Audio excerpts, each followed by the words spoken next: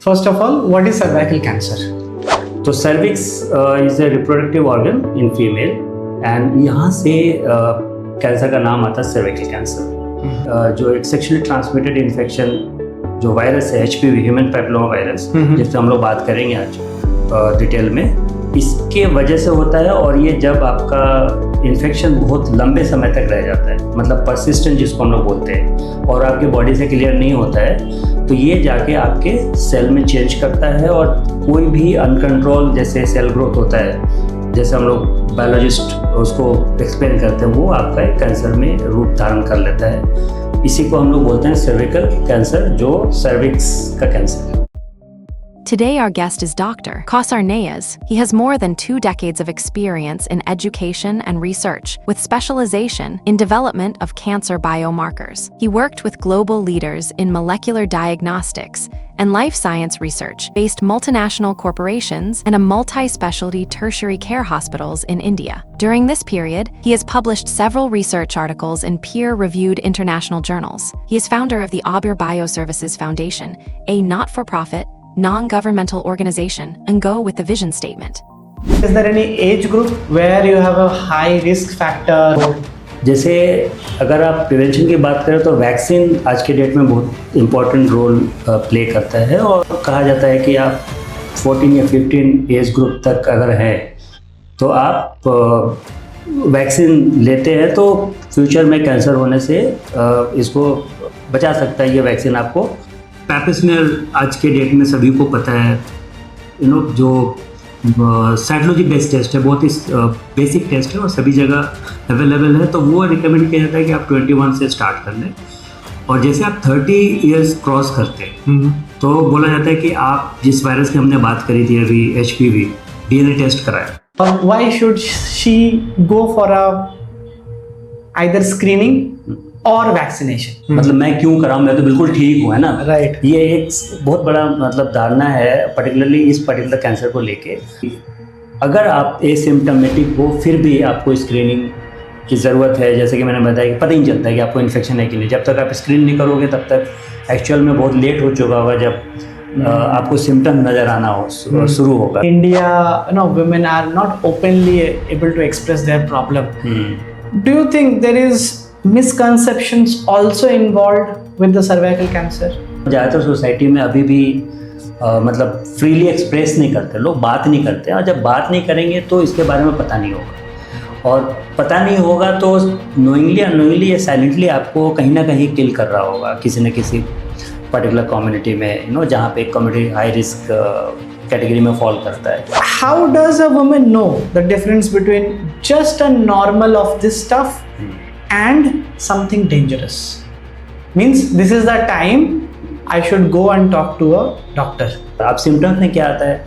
Symptoms में पहला जैसे आपको पीरियड्स के बीच में ब्लीडिंग होना, आपने सेक्सुअल इंटरकोर्स किया उसमें ब्लीडिंग होना, पेल्विक एरिया में पेन होना, और एक ऐसा डिस्चार्ज हो जो पहले कभी आपने नोटिस नहीं किया है। फर्स्ट टाइम आपने देखा कि स्मेल या कलर ऐसा है कि वो मतलब it's not normal. That's what differentiates from the good discharge actually. And what all the tests are there by which we can identify? Visual inspection by asterisk acid, जो ऑलरेडी गवर्नमेंट के screening guideline में है, test को include किया गया, जिसको हम लोग पैप स्मेयर बोलते हैं। और उसी का एक और मतलब रिफाइंड वर्जन है जो लिक्विड बेस्ड साइटोलॉजी बोलते हैं। Now the moment if you are a doctor and somebody you tell this is a sexually transmitted disease, how comfortable are people addressing this? Rolling slow.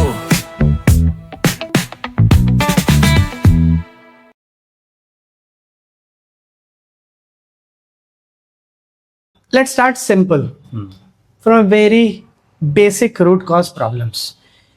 Is cervical cancer something every woman is at risk of? What do you think? If you look at the cervical cancer incidence in mainly low and middle income countries, where awareness as well as the intervention that is required to manage this disease is really it's not in proportion actually.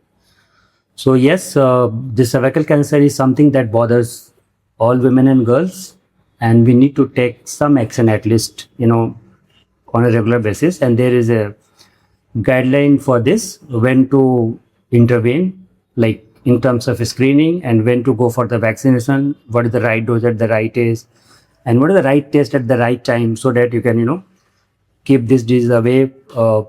So there are a lot of discussion that need to be done, and I think we are doing it for last decade now. And today also we are going to cover a lot about the cervical cancer. So obviously the cervical cancer is something that need to be aware each and every women and girls of India, and mainly low and middle income countries. If we see globally and from Indian perspective, where do you think, what is the risk factor from Indian population perspective? I mean, particularly having said that, जैसे आप लो and middle income countries की बात करते हैं, चाहे India की आप बात करते हैं, तो सर्वाइकल कैंसर ऐसा नहीं है कि सिर्फ इंडिया में है या और जगह नहीं है, बट इसको आप मैनेज कैसे करते हैं? आपके पास क्या लिमिटेड रिसोर्सेज हैं, जो जैसे देखें ना, पॉपुलेशन और रिसोर्सेज की अगर आप बात करते हैं, तो ये अगर डिस्प्रोपोर्शनेट है, प्रोपोर्शन में नहीं है, तो कहीं ना कहीं हम कंट्रोल नहीं कर पा रहे इसको, मतलब मैनेज नहीं कर पा रहे, जबकि ये 100% प्रिवेंटेबल है। मतलब ऐसा नहीं है कि ये कैंसर का मतलब डेथ सेंटेंस है। तो कहीं ना कहीं हमें लगता है कि हर इंडिविजुअल को एक रिस्पॉन्सिबिलिटी लेनी चाहिए कि एटलीस्ट उसको इस डिजीज़ के बारे में पता हो, ताकि वो अपने लेवल पे मैनेज कर सके, प्रिवेंट कर सके, ताकि ये ज़्यादा से ज़्यादा जान हम बचा सके एक दूसरे का। So I will again go one step back. First of all, what is cervical cancer? Yes, I think this is the right question. We should start with this only. मुझे लगता है यहीं से शुरू करना चाहिए था। तो सर्विकल कैंसर, जैसे कोई भी आप कैंसर की बात करते हैं, हेड एंड नेक कैंसर है, लंग कैंसर है, तो उसी तरीके से एक ये रिप्रोडक्टिव ऑर्गन है जिसको हम लोग बोलते हैं सर्विक्स। तो cervix is a reproductive organ in female, and यहाँ से कैंसर का नाम आता है सर्विकल कैंसर। तो सर्विकल कैंसर, अगर आप जितना भी साइंटिफिक एविडेंस देखें, ये होता क्यों है, मतलब कोई भी कैंसर क्यों होता है, तो इसके पीछे सबसे बड़ा जो रीज़न है वो है, इसके पीछे जो सबसे बड़ा रीज़न है वो ये है कि जो एक सेक्सुअली ट्रांसमिटेड इन्फेक्शन जो वायरस है, HPV, ह्यूमन पैपिलोमा वायरस, जिससे हम लोग बात करेंगे आज डिटेल में, इसके वजह से होता है। और ये जब आपका इन्फेक्शन बहुत लंबे समय तक रह जाता है, मतलब परसिस्टेंट जिसको हम लोग बोलते हैं, और आपके बॉडी से क्लियर नहीं होता है, तो ये जाके आपके सेल में चेंज करता है, और कोई भी अनकंट्रोल जैसे सेल ग्रोथ होता है, जैसे हम लोग बायोलॉजिस्ट उसको एक्सप्लेन करते हैं, वो आपका एक कैंसर में रूप धारण कर लेता है। इसी को हम लोग बोलते हैं सर्विकल कैंसर, जो सर्विक्स का कैंसर है। ओके, मतलब इसको आप अगर आम भाषा में समझे तो ये यूट्रस का ओपनिंग है और वेजाइनल का अपर पार्ट है, तो this connecting link between uterus and the vagina, that's called cervix, and that is how this cervical cancer terms come from that particular reproductive organ. Okay. So as it is only, I think female are only at risk for cervical cancer? Yes, for cervical cancer, as having said that, कि ये जो organ है वो female में मिलता है, mail में नहीं होता है, तो obviously cervical cancer मेल में कोई चांस ही नहीं है। This either women or girls is like mainly prone to this disease. Now question comes that you said no, prevention is more important. So which age group, or specific, is there any age group where you have a high risk factor, or you should be going in this particular age group so that you can prevent it from happening in future? Cervical cancer का prevention का जब भी हम बात करते हैं ना, तो जैसे एक स्ट्रेटजी बनाया है WHO ने, हम लोग उसको फॉलो करते हैं, वही हम लोग आगे एडवोकेट भी करते हैं कि आप इसको कैसे प्रिवेंट करोगे। तो जैसे अगर आप प्रिवेंशन की बात करें तो वैक्सीन आज के डेट में बहुत इम्पोर्टेंट रोल प्ले करता है, और कहा जाता है कि आप 14 या 15 एज ग्रुप तक अगर हैं तो आप वैक्सीन लेते हैं तो फ्यूचर में कैंसर होने से इसको बचा सकता है ये वैक्सीन आपको। तो एक तो एज ब्रैकेट ये हो गया कि this is right age to go for the vaccination. Okay, इसमें हम लोग और चर्चा करेंगे कि क्या डोज होना चाहिए, क्या एज ब्रैकेट होना चाहिए, ताकि आपको ज़्यादा से ज़्यादा इसका मतलब वैक्सीन का जो इफेक्ट है आपको ज़्यादा से ज़्यादा मिले। और दूसरा एक एज ब्रैकेट की अगर हम बात करें, जिसको अगेन हम लोग प्रिवेंटिव स्ट्रेटजी में लेते हैं, जो स्क्रीनिंग मेथड्स हैं, वो आपको बोला जाता है कि जैसे आप पैपिस्मेयर आज के डेट में सभी को पता है, जो साइटोलॉजी बेस्ड टेस्ट है, बहुत ही बेसिक टेस्ट है और सभी जगह अवेलेबल है, तो वो रिकमेंड किया जाता है कि आप 21 से स्टार्ट कर लें। और जैसे आप 30 इयर्स क्रॉस करते तो बोला जाता है कि आप जिस वायरस की हमने बात करी थी अभी, HPV, DNA टेस्ट कराएं। और फ्रीक्वेंसी कैसा होता है टेस्ट का कि एक तो पैपिस्मेयर 3 साल पे रिकमेंडेड है और DNA टेस्ट आपका 5 साल इंटरवल पे आपको करना है। तो ये दो मतलब पिलर है जिससे आप इस पर्टिकुलर कैंसर को प्रिवेंट कर सकते हैं। मतलब screening and vaccination sometimes go side by side also, plus I mean depending upon कि रिस्क फैक्टर्स उस पर्टिकुलर कम्युनिटी को, उस पर्टिकुलर इंडिविजुअल को कितना है। तो ये दो इंटरवेंशन है जिससे आप सर्विकल कैंसर को बचा सकते हैं। So, like specific age group की आपने बात की है, so we were coming to that only. So, if a 22-year-old college student and 30, as you said, is another benchmark. So, 30 years old working woman is listening to this podcast right now, and they feel that they're 100% fine in their life, right? Yeah. Why should she care about this episode, or why should she go for a either screening or vaccination? Yes, I mean मुझे लगता है कि इस पे हमें और detail में चर्चा करना चाहिए, क्योंकि ये जब आप बात करते हैं कि व्हाई शुड आई बॉदर, मतलब मैं क्यों कराऊं, मैं तो बिल्कुल ठीक हूं, है ना, राइट। ये एक बहुत बड़ा मतलब धारणा है पर्टिकुलरली इस पर्टिकुलर कैंसर को लेके। तो एज ए साइंटिस्ट जो एविडेंस हम लोगों ने देखा है, जो हम लोगों ने रिसर्च किया है, पूरा का पूरा मेरा जो रिसर्च कैरियर है वो इसी पर्टिकुलर कैंसर पे है, HPV related cancer, cervical cancer जिसकी आप बात कर रहे हैं।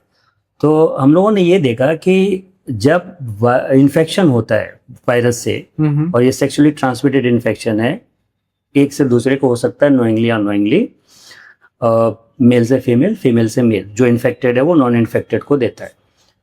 अब होता क्या, इन्फेक्शन के बाद जो आपका सिम्टम्स जिसकी हम बात कर रहे हैं कि बिल्कुल फाइन है, यूजुअली 10-10, 15-15 साल तक अगर आपका इम्यूनिटी बहुत अच्छा है तो पता ही नहीं चलता है कि आपके अंदर ऑलरेडी वो वायरस आ चुका है, जिसके वजह से आपको मतलब फ्यूचर में कैंसर हो सकता है। तो मेरा मतलब कहना ये है कि सिम्टम्स हो या ना हो, आपको लगता है कि आप फिजिकली बिल्कुल फिट हो, कोई सिम्टम नज़र नहीं आ रहा है, तो मेरा मतलब आपका मतलब कहना ये है और सजेशन भी ये है कि जो गाइडलाइन WHO ने बनाई है कि आप रेगुलर स्क्रीनिंग करो।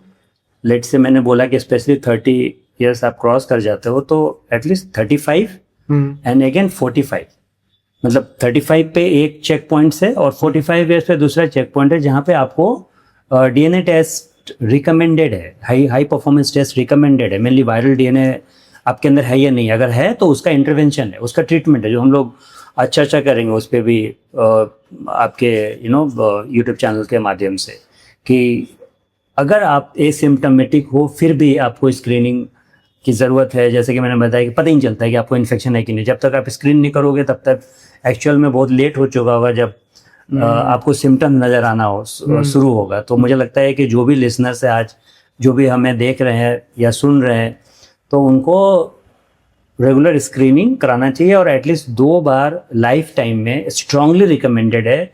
Even if you are perfectly fine, you are perfectly healthy, you don't have any symptoms, तो आपको बिल्कुल सही समय पे जांच कराना चाहिए।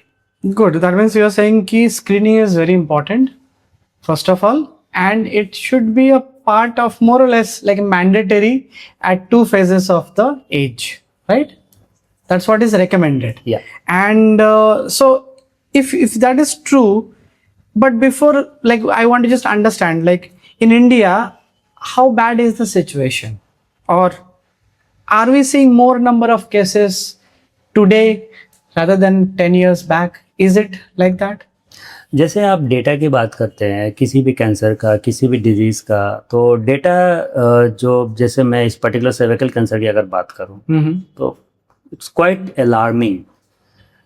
जैसे आप ICMR का रिपोर्ट देखें, वो भी कोविड से पहले का डेटा है, ये 2019 के आसपास पब्लिश हुआ था, जिसमें ये रिपोर्टेड है कि almost we are losing one women across the nation, somewhere across the like any corner of the country, जिसमें ऑन एवरेज 7 से 8 मिनट में एक का डेथ हो रहा है। तो 7 से 8 मिनट में अगर एक का डेथ हो रहा है तो आप अंदाजा लगाओ कि इन्फेक्शन कितना हो रहा होगा। क्योंकि सारे लोग जिनको ये वायरस से इन्फेक्शन होता है वो सारे के सारे तो it's not a death sentence कि सबको मरना ही है। करेक्ट। तो मुझे लगता है कि बर्डन बहुत ज़्यादा है, खासकर जो हम लोग का पॉपुलेशन है, जो हम लोग का लेवल ऑफ अवेयरनेस है, या नेशनल स्क्रीनिंग या नेशनल वैक्सीनेशन प्रोग्राम की अगर आप बात करें, वो जस्ट अभी मास लेवल पे इनिशियल फेज पे है, specially the vaccination part.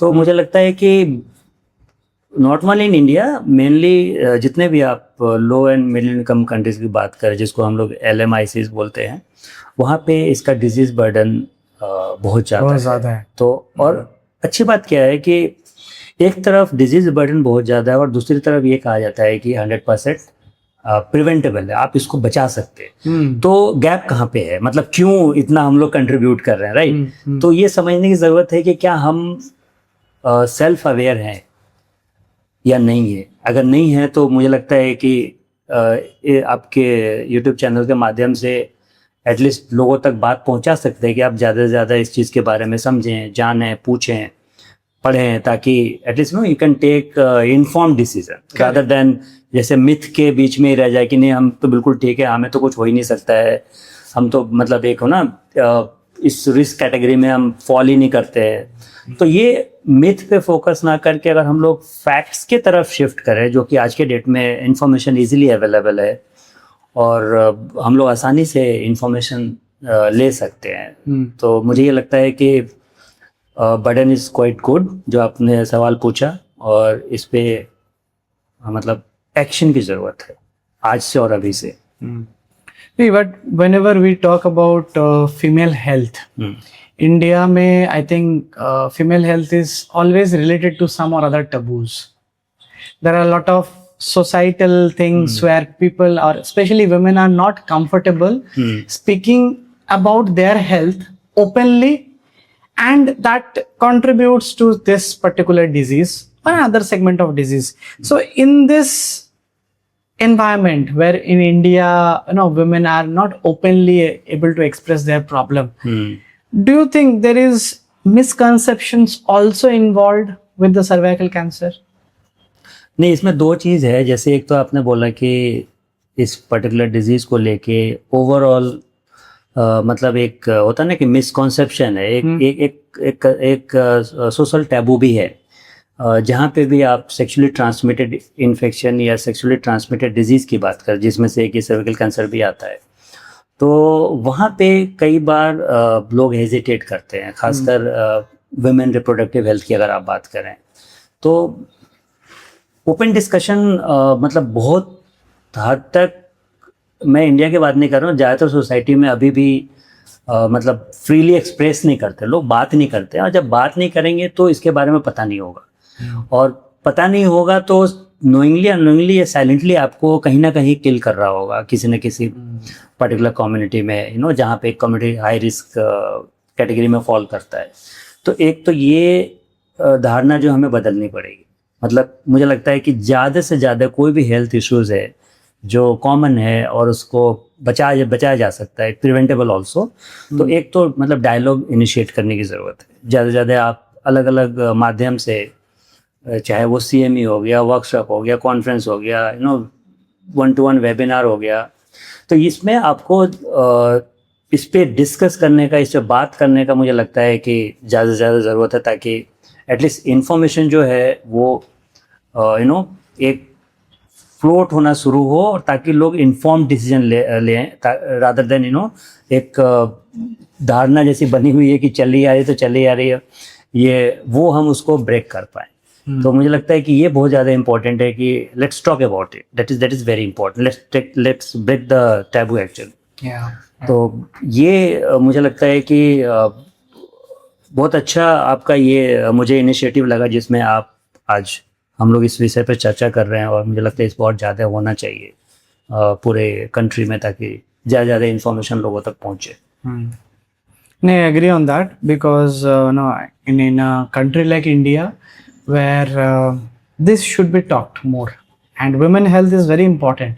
But then if I talk about women health, obviously you said screening, diagnosis is important. Talking is obviously, awareness is important. But then if somebody has to do some symptom checks, easy symptom checks, maybe a red flag at their home, so they deal, like for a simple example, irregular in their periods, like they have cramps, unusual discharges. These are all, people are more or less, I see people are aware of, these are alarm signs. Your body is not functioning normally.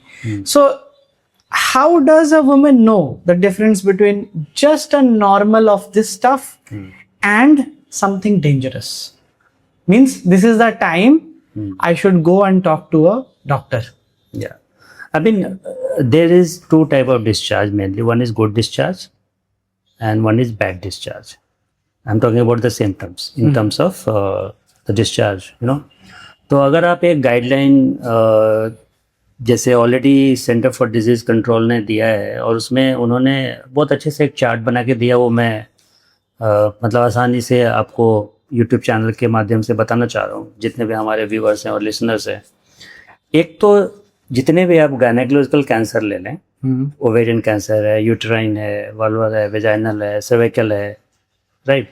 और एक तरफ इसका number of days अगर आप देखें symptoms की, तो guideline ये बोलता है कि अगर 2 वीक मतलब 14 डेज अगर कोई भी सिम्टम्स जो मैं आपको बता रहा हूँ कि इसके कॉमन सिम्टम्स क्या क्या हो सकते हैं, तो आप परसिस्ट करता है अगर मोर देन 2 वीक्स और 2 वीक्स एटलीस्ट, तो आपको फिर अपना दिमाग नहीं लगाना है कि ये किसी वजह से हो रहा होगा, मतलब कुछ हार्मोनल चेंज होगा या कुछ स्ट्रेस अभी हो गया या कुछ लाइफस्टाइल चेंज हुआ है, इसके वजह से ये हो रहा है. अब सिम्टम्स में क्या आता है, सिम्टम्स में पहला जैसे आपको पीरियड्स के बीच में ब्लीडिंग होना, आपने सेक्सुअल इंटरकोर्स किया उसमें ब्लीडिंग होना, पेल्विक एरिया में पेन होना, राइट. और एक ऐसा डिस्चार्ज हो जो पहले कभी आपने नोटिस नहीं किया है, फर्स्ट टाइम आपने देखा कि स्मेल या कलर ऐसा है कि वो मतलब it's not normal, that what differentiate from the good discharge actually.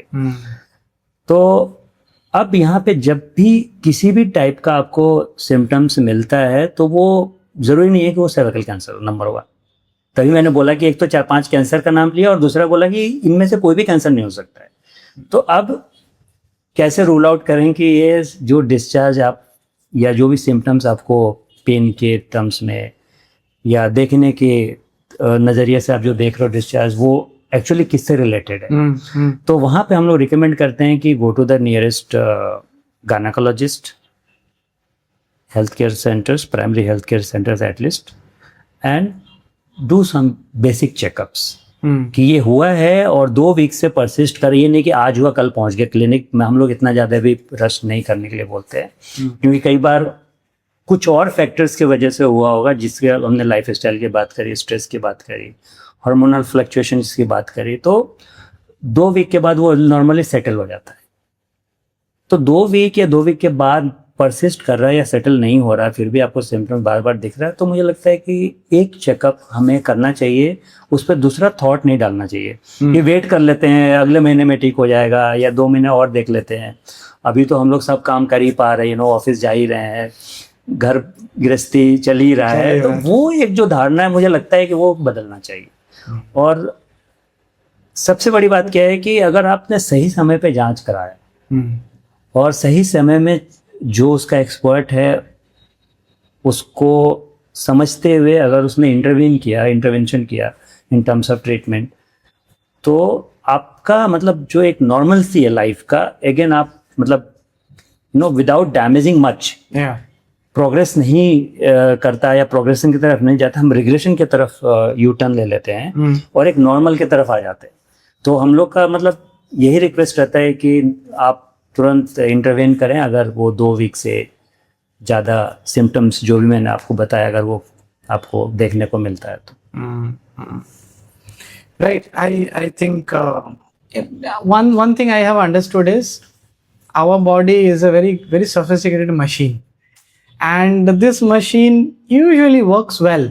हाँ Until unless इसमें कुछ problem हो, then there are some symptoms which it tries to tell.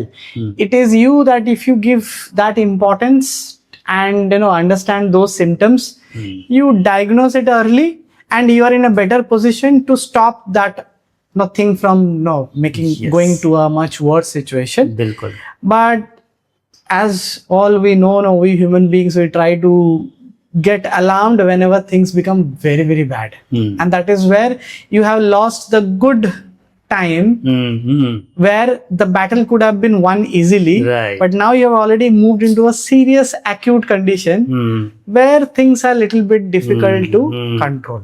Yes That's what I see. And I think for this disease also, for cervical cancer also, key factor is if early diagnosis. And if you are doing it, yes better. Okay.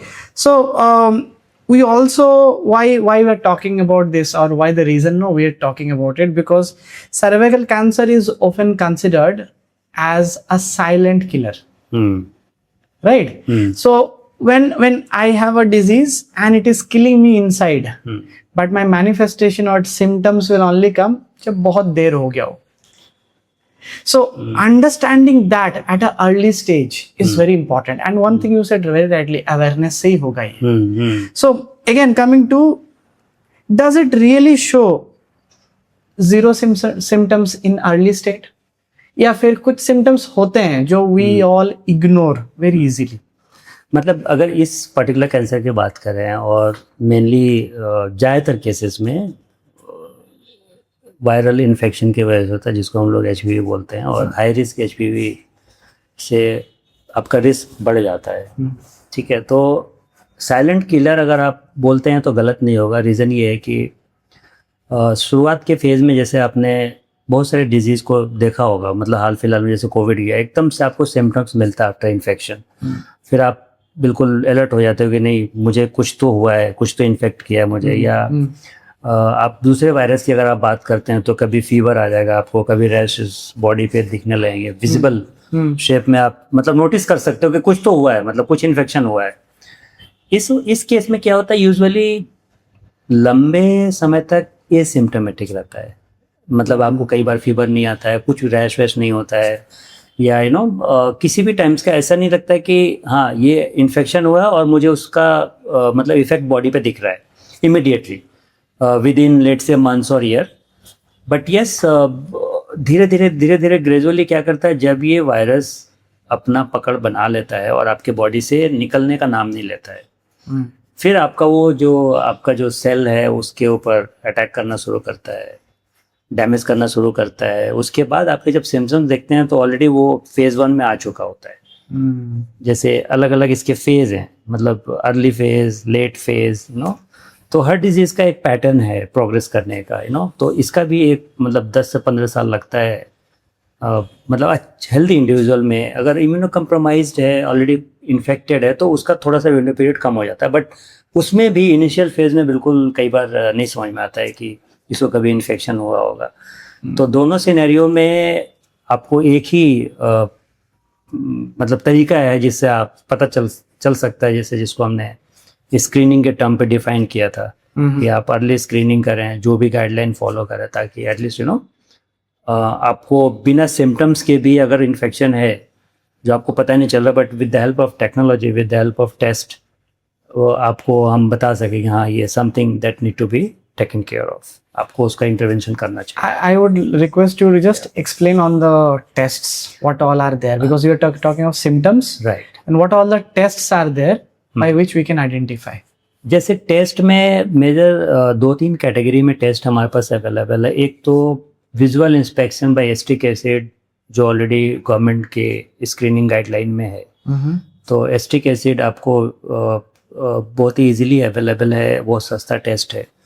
और visual inspection इसलिए बोलते हैं क्योंकि वो naked eye से आप acetic acid cervix पे डाल के आप देख सकते हैं कि उसका कंडीशन क्या है. अच्छा. तो एक तो ये बहुत आसान सा टेस्ट है, ठीक है, और इसमें मतलब सोचने का जरूरत इसलिए नहीं है क्योंकि ये हर जगह अवेलेबल, हर प्राइमरी सेंटर पे हर कोई ट्रेंड है, जितने भी हेल्थ केयर प्रोफेशनल्स हैं, जितने भी नर्सिंग के स्टाफ्स हैं या पैरामेडिक्स हैं या आपके गायनेकोलॉजिस्ट हैं।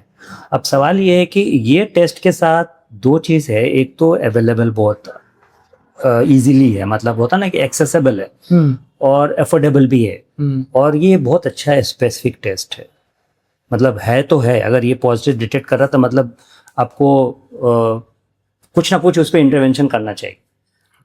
और इसका थोड़ा सा एक जो ड्रॉबैक भी मैं बताऊंगा, जो सेंसिटिविटी होती है किसी टेस्ट की, वो इसका थोड़ा कम है।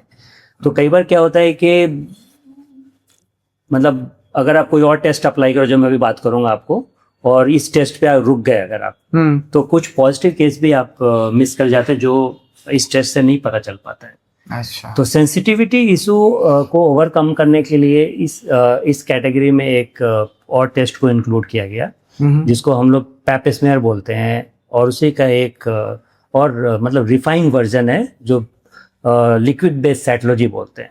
तो ये सारा माइक्रोस्कोपिक टेस्ट है जिसमें आप बॉडी से सेल लेते हैं, स्लाइड पे स्पेयर करते हैं, स्मेयर बनाते हैं, फिर माइक्रोस्कोप के अंदर देखते हैं आप। तो एक नॉर्मल जो स्मेयर बनाते हैं उसको पैप स्मेयर बोलते हैं हम लोग, और पैप स्मेयर आज की डेट में ज़्यादातर लोगों को पता है क्योंकि ये टेस्ट भी इजीली अवेलेबल है सभी जगह और बहुत सस्ता है।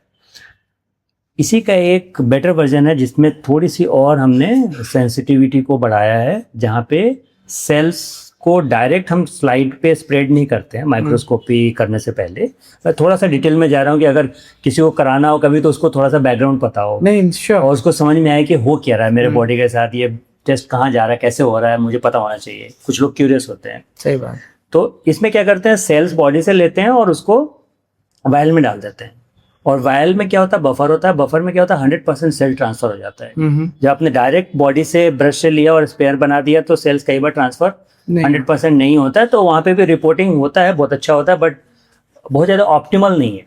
तो लिक्विड बेस्ड साइटोलॉजी ने एक और इशू को कवर किया कि आपके जो अनवांटेड सेल्स हैं, जो आपके और भी कॉमन डिस्चार्ज हैं, वो उस बफर में डिजोल्व हो जाता है। आप सेल्स निकाल के सेंट्रीफ्यूज करके आप उसको मतलब अगेन स्मेयर बना के स्लाइड्स पे, ऑटोमेटेड भी है, मैनुअल भी है, और आप उसको माइक्रोस्कोपी कर सकते हैं विद सम स्टेनिंग रिएजेंट्स, जिसमें आपको सेल्स विजिबल दिखेगा।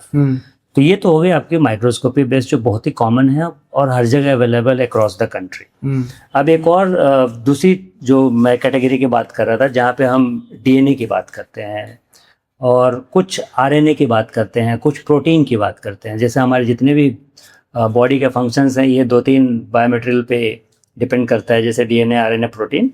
तो इसमें सबसे ज़्यादा जो पॉपुलर हुआ है टेस्ट, वो डीएनए टेस्ट हुआ है, क्योंकि आरएनए टेस्ट मास स्क्रीनिंग में भी नहीं लाया गया है, और प्रोटीन टेस्ट कुछ मार्कर्स हैं जिसमें मतलब ऑलरेडी पैथोलॉजी लैब ने अडॉप्ट किया है।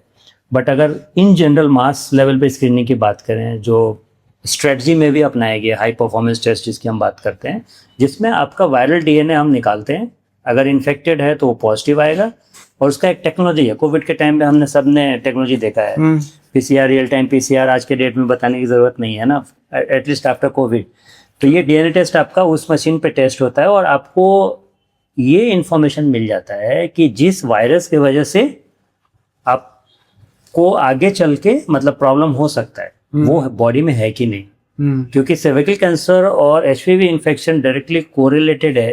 अगर है तो होगा, अगर क्लियर नहीं हुआ बॉडी से तो, अगर इंटरवेन आपने नहीं किया तो, मतलब वो भी इससे एक और चीज़ पता चलती है डीएनए टेस्ट से कि कैटेगरी वायरस का किस ग्रुप में फॉल कर रहा है, लो रिस्क या हाई रिस्क। अगर आप पूरा जीनोटाइप देखें इसका वायरस का, तो 200 से ज़्यादा इसका स्ट्रेन है जो ऑलरेडी डिस्कवर्ड है, और उसमें से कुछ कैटेगरी लो रिस्क में बांटा गया और कुछ हाई रिस्क में बांटा गया। हाई रिस्क मतलब वो कार्सिनोजेनिक है, वो कैंसर कॉज करेगा ही करेगा। लो रिस्क है कि कुछ वॉट जेनेटल एरिया में कॉज किया बट कैंसर कॉज नहीं करेगा। तो आपको वहाँ से एक और अच्छा इन्फॉर्मेशन मिलता है कि आप किस रिस्क कैटेगरी में फॉल करते हैं। तो ये मुझे लगता है कि जैसे जैसे मतलब डिजीज़ का बर्डन बढ़ा है, नए नए डिजीज़ इमर्ज हुए हैं, वैसे टेक्नोलॉजी भी इवॉल्व हुआ है। तो कैंसर को हराने के लिए, कैंसर से बचने के लिए मुझे लगता है कि आज के डेज में जो टूल्स और टेक्नोलॉजी है, चाहे वो आप ट्रीटमेंट लेवल पे जाएं, स्क्रीनिंग लेवल पे जाएं, काफ़ी एडवांसमेंट हुआ है। और मुझे लगता है कि हमें सबको जानकारी होनी चाहिए कि है तो क्या है, ताकि हम कभी ज़रूरत हो तो हम उससे अपने आप को बचा सकें। नहीं, बट इसमें तो गवर्नमेंट के भी तो बहुत इनिशिएटिव्स है. They are also trying to have mass awareness. They have lot of programmes, right? And is that helping और वी शुड डू मोर? जैसे आपने देखा होगा, मतलब लास्ट 4-5 ईयर्स में गवर्नमेंट ने काफ़ी सारे इनिशिएटिव लिया है, ठीक है। और उसमें से इनिशिएटिव वैक्सीन के ऊपर भी है, उसमें से इनिशिएटिव आपका स्क्रीनिंग के ऊपर भी है, तो कुछ हद तक रिस्पॉन्सिबिलिटी हमारी भी है कि हम उसको कितना अडॉप्ट करते हैं अपने डे टू डे लाइफ में। अगर इंफॉर्मेशन हमारे पास है, ऑप्शन हमारे पास है, टेस्ट अवेलेबल है, वैक्सीन अवेलेबल है, तो क्या हम इसको ले रहे हैं, टेस्ट कर रहे हैं, करा रहे हैं, हम कितना तैयार हैं इसके लिए? तो वो मुझे लगता है कि जैसे जैसे इसका अवेयरनेस लेवल बढ़ता है, वैसे वैसे कॉन्फिडेंस लेवल बढ़ता है। किसी भी बीमारी के बारे में जब आपको पता होता है तो आपको डर नहीं लगता है। जब आपको कुछ पता ही नहीं है कि मेरे साथ क्या हो रहा है, क्यों हो रहा है, इससे क्या होना है, क्या ट्रीटमेंट है भी नहीं है, तो वो उसमें आदमी डर से ही बात नहीं करता है कि यार इसका पता ही नहीं मुझे क्या करना है, उससे वजह से चुप बैठे रहो। तो अभी मतलब इसमें मीडिया का बहुत बड़ा रोल है, जैसे जिसको हम लोग सोशल मीडिया बोलते हैं। हर कोई आजकल किसी भी एज ग्रुप पे ले लो, खासकर यंग एज ग्रुप है, वो इंस्टाग्राम पे हैं, कुछ लोग लिंक्डइन पे प्रोफेशनल, कुछ लोग फेसबुक पे काफ़ी टाइम से चले आ रहे हैं हर एज ग्रुप के लोग, कुछ लोग ट्विटर पे हैं। तो ये भी एक अच्छा प्लेटफॉर्म है जहाँ पे हम लोग साइंस को कम्युनिकेट कर सकते हैं, ज़्यादातर लोगों तक पहुँचा सकते हैं with in a single click. तो मुझे लगता है कि ये कलेक्टिव एफर्ट है, इंडिविजुअल एफर्ट है, गवर्नमेंट का एफर्ट है, सोशल रिस्पॉन्सिबिलिटी भी है कि एटलीस्ट आपको ये इन्फॉर्मेशन पता है तो आप तक ना रहे। आप किसी भी चैनल के माध्यम से, किसी ब्लॉग वेबसाइट के माध्यम से, किसी सोशल मीडिया के वेबसाइट से, यूट्यूब चैनल के माध्यम से आप लोगों तक अपनी बात को पहुंचाए। जो साइंस है वो सोसाइटी तक पहुंचनी चाहिए। Yeah, that's true. But then we'll come to little bit more serious topic and a sensitive one, क्योंकि हम लोग जिस टॉपिक को स्टार्ट किए वो थोड़ा सेंसिटिव टॉपिक भी है इन सच ए वे, और थोड़ा अनकंफर्टेबल हो सकता है बहुतों के लिए, बट हमें एड्रेस करना है because after all health is something जिसमें कॉम्प्रोमाइज नहीं कर सकते हम लोग, right? So if you talk about the elephant in the house is HPV, human papilloma virus. This is a virus, right? As you are saying, this is a virus. Now the moment if you are a doctor and somebody you tell this is a sexually transmitted disease, it is related to personal reputation, prestige, societal reputation, family reputation, everything is involved. How comfortable are people addressing this?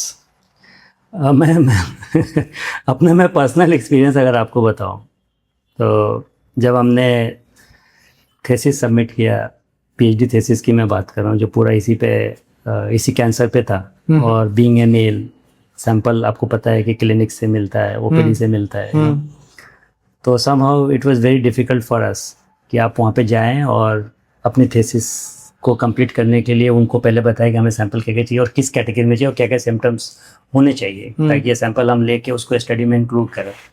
तो वहाँ से हम लोगों ने notice करना शुरू किया कि अगर किसी पेशेंट से इंटरेक्ट करना है, किसी डॉक्टर, हेल्थ केयर प्रोवाइडर से इंटरेक्ट करना है, तो वो एक ट्रेनिंग ऐसा था कि जैसे मैं 2003 के आसपास की बात कर रहा हूँ, जब मैंने इस पर रिसर्च करना अपना स्टार्ट किया था, PhD थेसिस, तो उस टाइम पे हम लोग बिल्कुल कंफर्टेबल नहीं थे। मैं अपनी बात कर रहा हूँ, I was not at all कि मैं इस टॉपिक पे बात करूँ या मैं इसके बारे में बताऊँ कि मैं क्या रिसर्च कर रहा हूँ, क्यों रिसर्च कर रहा हूँ, इसमें क्या मैं ढूंढने की कोशिश कर रहा हूँ और मुझे किस टाइप के सैंपल चाहिए, किस कैटेगरी के सैंपल चाहिए, है ना। तो धीरे धीरे जैसे वक्त गुजरता गया, हमने इस चीज़ को समझना शुरू किया, पढ़ना शुरू किया, लिटरेचर सर्वे शुरू किया, क्योंकि ये पार्ट था स्टडी का।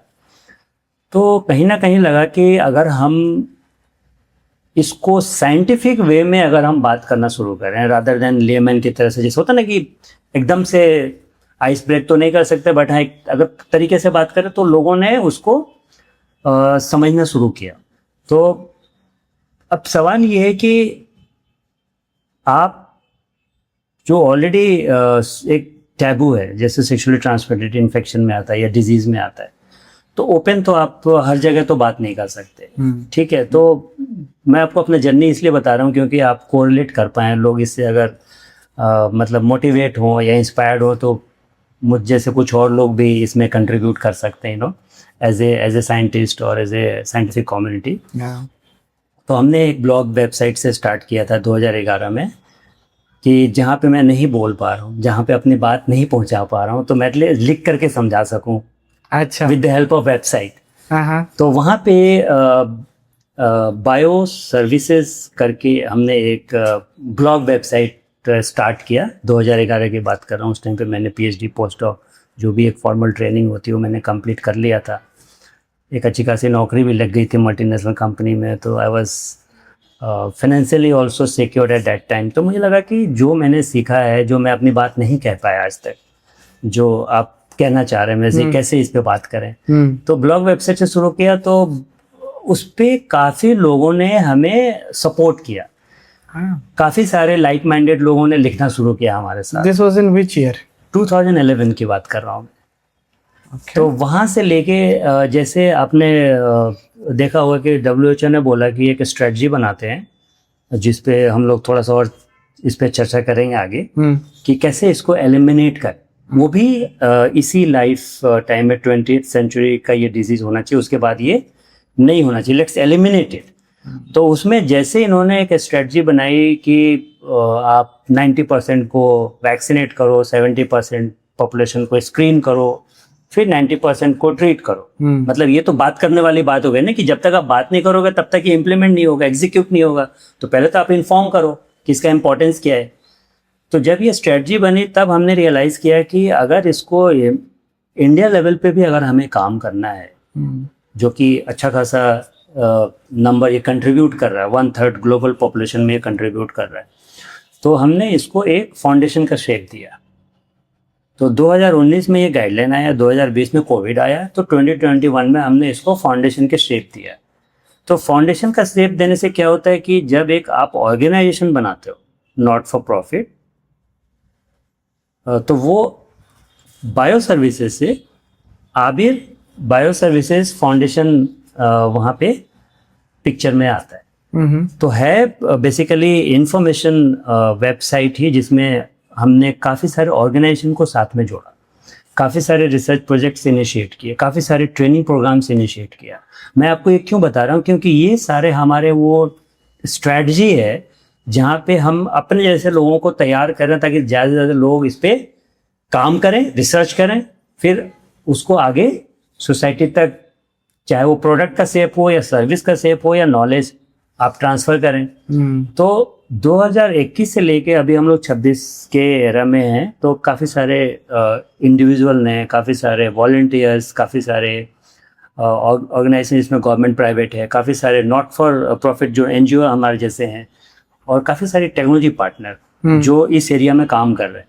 तो उन्होंने हमें सपोर्ट करना स्टार्ट किया कि ठीक है, आप at least let's work together so that we can achieve the target. और टारगेट भी इतना आसान नहीं है। तो 4 या 4 से कम 1 लाख वुमेन पे नंबर्स होना चाहिए इस पर्टिकुलर कैंसर का, 4 और लेस देन 4। और कुछ सर्वे मैंने देखा था जो नॉन गवर्नमेंट ऑर्गेनाइजेशन ने रिपोर्ट किया था अराउंड 2020 के आसपास, जो 2022 पर 1 लाख है। तो 4 पे आना है, अगर आपने 90-70-90 स्ट्रेटजी अडॉप्ट किया, 4 या 4 से कम, तभी आप कह सकते हैं कि हम लोग we are close to elimination. So explain this 90, 70, 90. हाँ, तो 90% आपको वैक्सीनेट करना है बाई एज 14 और 15 at least. 90% of the girls should be vaccinated by age 14 or 15 maximum. Okay. अब 70% And people or females who have already crossed that age? हाँ, that I'm coming to that. अगर आपने नोटिस किया कि 14 या 15 से क्रॉस कर गया till 26 you can go for the vaccination, but आपको डोज बढ़ाने पड़ेंगे। वहाँ पे 2 डोज रिकमेंडेड है, अब यहाँ पे 3 डोज हो जाएगा। अब फिर आप सवाल पूछेंगे मैं 26 के बाद है ना, बहुत सारे हमारे जो व्यूअर्स हैं आज के डेट में, जो लिसनर्स है, वो ऑलरेडी 26 क्रॉस कर चुके हैं। तो क्या करें? तो हम लोग जो एविडेंस बोलता है, जो साइंस बोलता है, उसके जो स्ट्रेटजी बोलता है, गाइडलाइन बोलता है, उसमें आप वैक्सीनेशन पे फोकस ना करके आप स्क्रीनिंग पे फोकस करें। क्योंकि वैक्सीन का जैसे एक होता ना कि इफेक्टिवनेस एज जैसे जैसे आपका क्रॉस करता है एक सर्टेन एज के बाद, उतना इफेक्टिव नहीं होता जितना आपका जो रिकमेंडेड एज है उसमें इफेक्टिव उतना रिस्पॉन्स होता है। तो एक तो आप स्क्रीनिंग को अडॉप्ट कर लें, ताकि एटलीस्ट आप वैक्सीनेटेड नहीं भी हैं, कभी किसी स्टेज में इन्फेक्शन हुआ तो आप उसको कैच करके ट्रीट कर पाएँ, और ट्रीट के बाद आप उसको रूल आउट कर पाएँ। ओके। और वो काफ़ी सक्सेसफुल है। स्क्रीन अगर अर्ली जैसे बोलते हैं तो अर्ली डेट होता है तो आपका 100% रिवर्सल है, रिग्रेस हो जाता है, नॉर्मल में वो डिजीज़ की तरफ प्रोग्रेस नहीं होता है। तो जैसे 26 क्रॉस होता है, एटलीस्ट 30 to 65 अगर आपका सारा रिपोर्ट नॉर्मल है तो आप बंद कर दें स्क्रीनिंग वहाँ पे। और कहीं पे भी किसी भी स्टेज पे अगर कोई स्क्रीन पॉजिटिव मिलता है, कोई रेड फ्लैग मिलता है, तो अनदर 10 years तक आप स्क्रीन कर सकते टिल 70-75। तो 65 to 75 के एज ब्रैकेट तक आपको स्क्रीनिंग करना चाहिए और इस पर्टिकुलर कैंसर से। So when to start, when to stop screening की बात करें, ये भी मुझे लगता है कि पता होना चाहिए। अगर आपका वैक्सीनेशन स्टेज निकल गया तो एक और चीज़ यहाँ पे बताना चाहिए, बहुत ही कोरिलेटेड एक दूसरे से। जैसे आप वैक्सीन की बात करते हैं तो जो भी वैक्सीन अवेलेबल है, एक तो वो सारे स्ट्रेन को कवर नहीं करता है। मतलब इसके जो जीनोटाइप डिस्ट्रीब्यूशन मैंने जो बात करी थी, 1-4-14 हाई रिस्क कैटेगरी में आता है, और वैक्सीन जो अभी लेटेस्ट है वो 9 वेरिएंट को 9 तक, मतलब 9 जीनोटाइप तक उसने कवर किया है। और जो कॉमन वैक्सीन अवेलेबल है आज के डेट में, जो हम लोग बात करेंगे अभी अफोर्डेबिलिटी की भी, एक्सेसिबिलिटी की भी, वो 4 टाइप्स का वायरस कवर कर रहा है। तो कहना मैं ये चाह रहा हूँ कि even if you are vaccinated, you have to go for the screen. Why? Because vaccines doesn't give you a foolproof 100% protection against all the virus that is there in the known to us, that is already discovered. So this is one thing that I wanted to inform. Yeah, no, this is important. That इसका मतलब if a person is vaccinated, Yeah.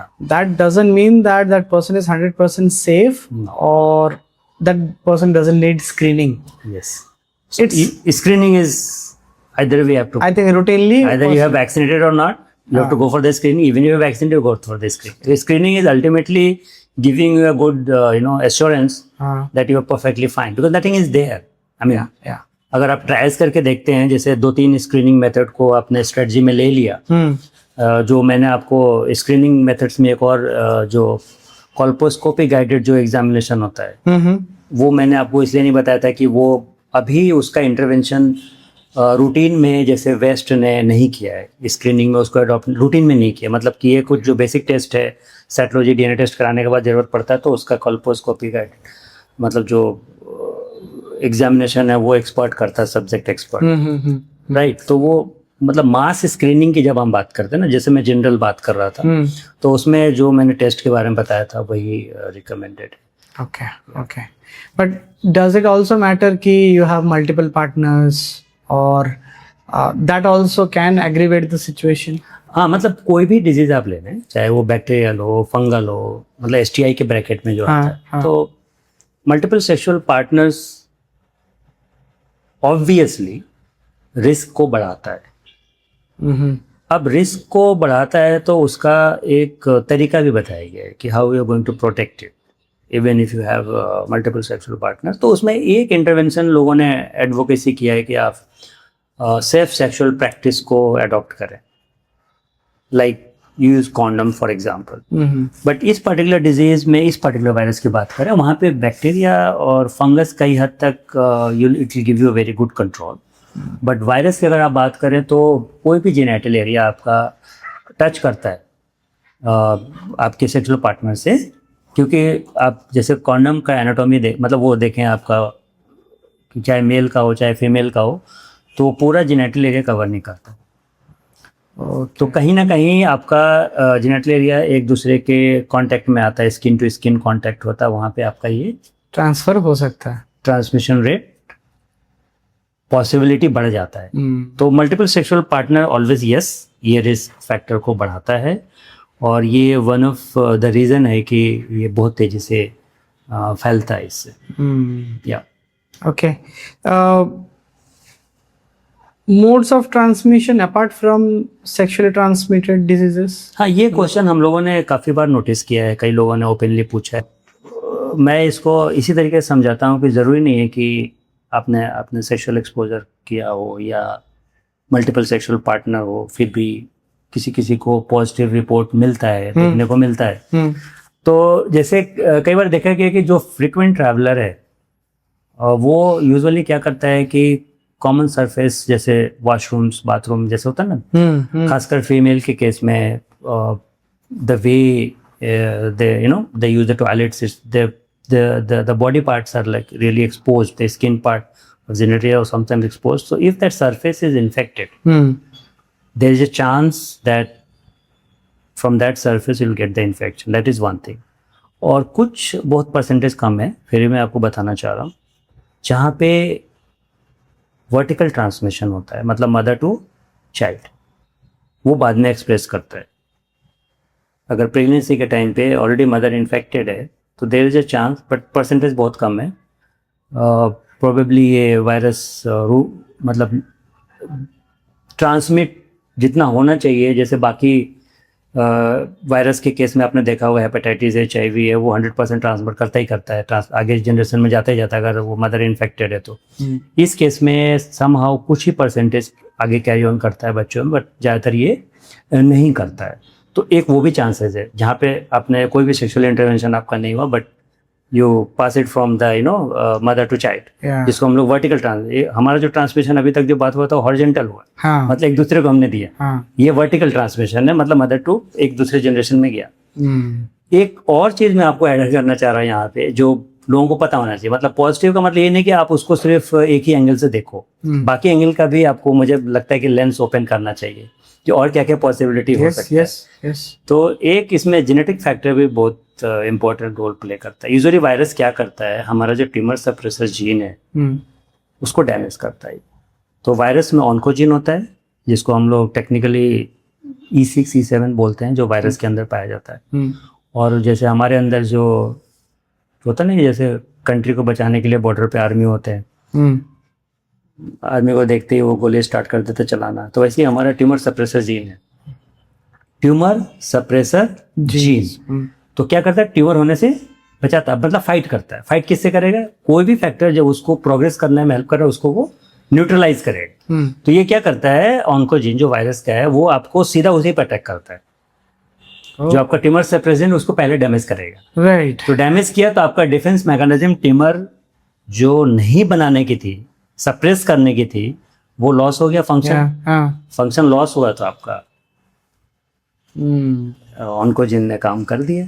तो it's always a fight between host and the virus.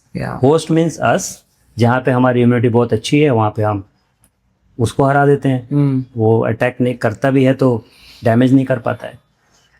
अगर कहीं पे हमारा पहले से compromised है, ऑलरेडी बहुत सारे इन्फेक्शन है पहले से, फॉर एग्जांपल वेजाइनल माइक्रोबायोटा की बात कर रहा हूँ मैं, वेजाइनल माइक्रोबायोम की बात करें, जिसमें ऑलरेडी डिस्टर्ब है उसका पीएच, ऑलरेडी अदर दूसरा बैक्टीरिया या दूसरा वायरस या कोई फंगस पहले से बैठा हुआ है, तो वो तो वैसे होता है कि जैसे पार्टी नहीं करते हैं, कॉकटेल पार्टी, कि आजा भाई तू भी आजा, अब तो मजे आ गए, मतलब होता है ना कि हम अकेले थे, तुम 2 हो गए, अब 4 हो गए, तो they don't want to leave that party.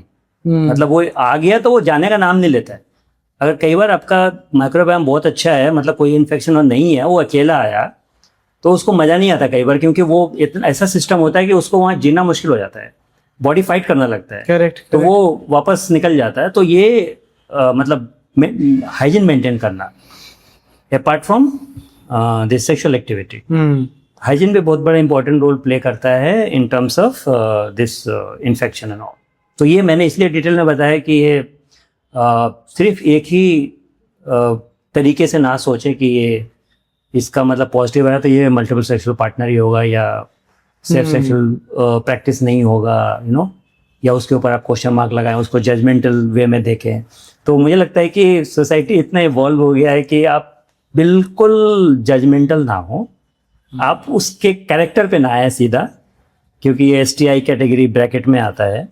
आप उसको काउंसिल करें, काउंसिल करने के बाद जो बेस्ट ऑप्शन है वो इंटरवेन करें, ट्रीट करें, ज़रूरत पड़े तो, नहीं तो उसको आप बोलें कि बिल्कुल चिंता करने का विषय नहीं है. एटलीस्ट आज के डेट में जहाँ पे टेक्नोलॉजी इतनी इवॉल्व हो गई, आप उसको आराम से मैनेज कर सकते हैं. I think this is a very nice or a very bold statement under quotes कि a person has been diagnosed with HPV should not be labeled as Yes. a person who has multiple sexual partners or character assassination. Yes. Yeah, judgmental, for example, we should not be doing it. बिल्कुल, Already बिल्कुल. वो problem में है हाँ, मतलब और ज्यादा label लगा आप के यकीन नहीं मानोगे, जो आबिर बायो सर्विसेज फाउंडेशन को फॉलो करता है, जो हमारे सोशल मीडिया को फॉलो करता है, ब्लॉग्स को फॉलो करता है, आर्टिकल को फॉलो करता है, they all are not necessary from the science background. Anybody can follow because the way we projected the science to them, it will be very easy for them to understand actually. तो कई बार ऐसे सवाल वो हमें लिखते हैं या हमसे पूछते हैं कहीं से कनेक्ट करके किसी के रेफरेंस से, जो ना तो अपने पेरेंट्स के साथ डिस्कस कर सकते हैं, ना अपने हस्बैंड के साथ डिस्कस कर सकते हैं, ना हस्बैंड वाइफ के साथ डिस्कस कर सकता है, ना अपने हेल्थ के प्रोवाइडर डॉक्टर्स के साथ भी कई बार डिस्कस नहीं करते, क्योंकि डॉक्टर्स उन सबको जानते हैं सोसाइटी में जो लोकल बैठता है. अरे वो पेशेंट, मतलब कई बार होता है ना, कॉन्फिडेंशियलिटी नहीं मेंटेन रहता है, आदमी इमोशन में आके नोइंगली अननोइंगली कई बार निकल जाता है. तो वो अपने आप को ना जजमेंटल होने से बचने के लिए वो वहाँ तक बात जाती नहीं है, डिस्कस भी नहीं होता है, ना उनका ट्रीटमेंट स्टार्ट होता है. तो वो वैसे लोग जब हमें अप्रोच करते हैं तो हमें क्या होता है कि हम उनको डायरेक्टली नहीं जानते हैं, वो हमें नहीं जानते हैं. तो पहली चीज़ जजमेंटल, तो वहीं पे बात ख़त्म हो जाती है. मैं किस बिहाफ पे बोलूं कि यार ये जो मतलब मेरे पास जो ये केस आया है, जो मेरे से डिस्कशन हो रहा है, इसका कैरेक्टर एसेसन करूं मैं, क्योंकि मैं तो ना तो मुझे जानता है ना मैं जानता, एक मतलब एक प्लेटफॉर्म के थ्रू, फाउंडेशन के थ्रू कनेक्ट हुए. Correct. So they feel very secure and they feel very open actually, and we always give advice as per scientific evidence. This is what need to be done, and you don't have to worry because there are a number of reasons behind that if you are getting, you know, these kind of symptoms.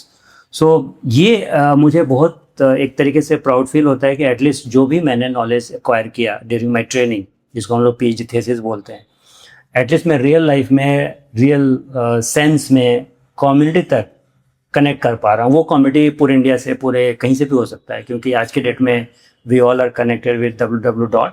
So anybody can reach to anyone through social media, through website, through contact us page, Yes. And we feel very proud to disseminate the knowledge that we have, the information that we have, and I feel very proud the team that we have today.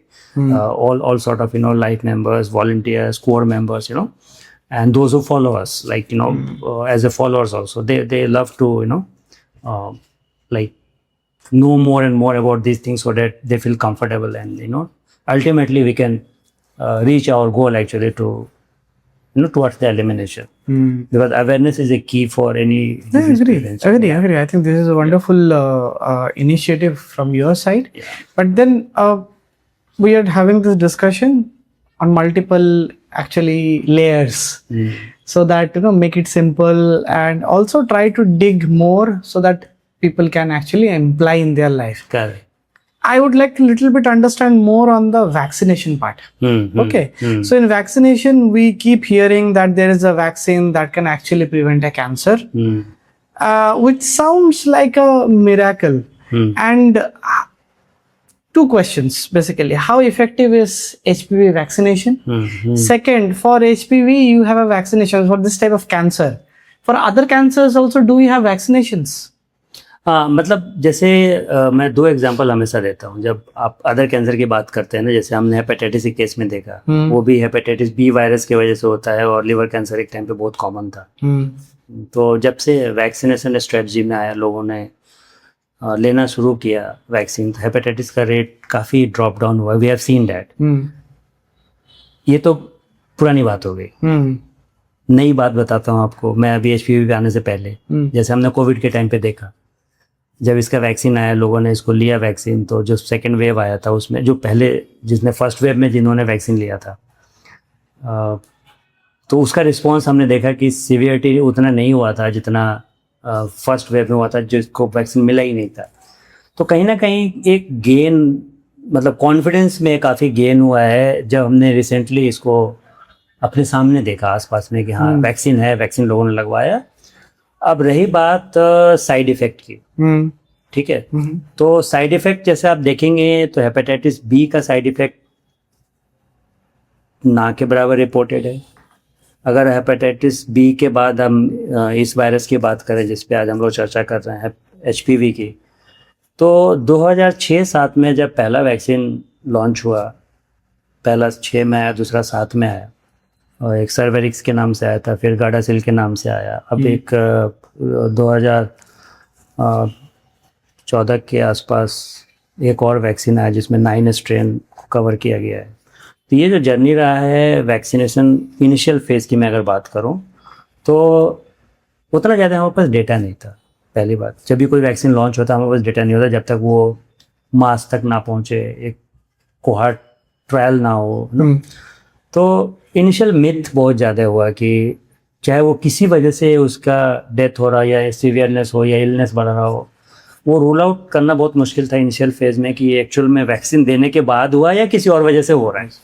तो जैसे जैसे इसका trial complete हुआ, data आया, अब जो ये phase जो चल रहा है, जिस फेज़ में अभी हम लोग हैं, उसमें ये प्रूफ हो गया कि इफ़ेक्टिव है, साइड इफ़ेक्ट ना के बराबर है और प्रोटेक्शन काफ़ी अच्छा है। मतलब जैसे आप जो कॉमन वैक्सीन आज के डेट में जो लोग ले रहे हैं, जो रिकमेंडेड भी है और क्लिनिशियन भी इसको दे रहा है, वो 4 स्ट्रेन को कवर कर रहा है, गार्डासिल के नाम से। क्वाड्रीवैलेंट वैक्सीन उसको बोलते हैं। 9 वैलेंट थोड़ा सा एक्सपेंसिव है एज़ कम्पेयर टू दिस, मतलब थोड़ा सा, मतलब कि मैं कह रहा हूँ बट एक्चुअल में बहुत ज़्यादा है। जैसे 2000 के आसपास अगर आप इसकी कॉस्ट की बात करें, 4 टाइप्स जो कवर कर रहा है, वो ऑलमोस्ट 10,000 के आसपास, 9 टाइप्स का स्क्रीन कवर। तो 4 is equally giving good protection, like 70 to 80%, more than 85% reported है साइंटिफिकली कि ये आपको प्रोटेक्शन दे रहा है। तो ये एक अच्छा मतलब इनिशिएटिव रहा कि वैक्सीन का मतलब जो इफ़ेक्टिवनेस है वो लोगों को पता चला। इसका जो जिस कंट्री ने इसको नेशनल स्क्रीनिंग प्रोग्राम में जैसे स्क्रीनिंग को डाला या नेशनल वैक्सीनेशन प्रोग्राम में इस वैक्सीन को डाला, तो नेशनल वैक्सीनेशन के बाद या नेशनल स्क्रीनिंग मतलब इम्यूनाइजेशन और स्क्रीनिंग साइड बाय साइड जब चला किसी भी कंट्री में, तो they are very close to elimination. It means we have seen the effect of vaccine as well as the screening also. So मैं हमेशा मतलब एडवोकेट करता हूँ कि आप वैक्सीनेशन और स्क्रीनिंग साइड बाय साइड आप लाइफ टाइम में इसको अडॉप्ट करें। और इसका इम्पैक्ट हमने साइंटिफिकली देखा है, तो मुझे लगता है कि ये बेस्ट स्ट्रेटजी है WHO का भी कि वो स्क्रीनिंग और वैक्सीनेशन पे इनिशियल फोकस कर रहा है, फिर बाद में ट्रीट भी कर रहा है अगर कोई स्क्रीन पॉजिटिव आ रहा है तो। तो ट्रीटमेंट अगर नहीं करते हैं तो अगेन एक जो कंप्लीट सॉल्यूशन है वो हम सोसाइटी को नहीं दे रहे। आप स्क्रीन करके नहीं छोड़ सकते, वैक्सीनेट करके सिर्फ नहीं छोड़ सकते। तो मुझे लगता है कि हमें ज़्यादा से ज़्यादा इस पे बात करनी चाहिए और भी जब भी मौका मिले। बिल्कुल। एक तो we discussed about vaccination, age, money, like cost, very important. Right. Side effects. हाँ, जैसे मैंने बोला ना कि साइड इफेक्ट्स नहीं है, ना के बराबर है। जैसे किसी का भी माइनर साइड इफेक्ट्स तो होता है, चाहे कोई भी आप फॉरेन ड्रग्स लें, बॉडी में कोई भी चीज़ आता है तो, बट गेन अगर आप देखें और एक तरफ साइड इफेक्ट्स देखें तो गेन आपका कई फोल्ड ज़्यादा है। Okay. मतलब it's a very life saving strategy. Any vaccine if it's works actually, if not work is not going to work. But side effect इतना कोई मेजर कुछ साइड इफेक्ट आप अभी बिल्कुल समझें, जो मैं जितने भी लिसनर्स हमारे व्यूअर्स हैं, कि बिल्कुल आप उसके बारे में मतलब चिंता ना करें, दिमाग से निकाल दें कि कोई साइड इफेक्ट होगा. गो for the vaccination, it will give you good protection, not only with this cervical cancer. Okay. मैं इंपॉर्टेंस से बता रहा हूँ कि आपको वैक्सीनेट क्यों करना है. क्यों? हाँ. जैसे ये वायरस 6 कैंसर को कॉज करता है. हाँ. ये बहुत कम लोगों को पता है. हाँ. अब ये मेल को भी करता है, फीमेल को भी करता है. अच्छा. 6 कैंसर का अगर मैं बात करूं तो कौन से वो कैंसर हैं जो HPV से रिलेटेड हैं.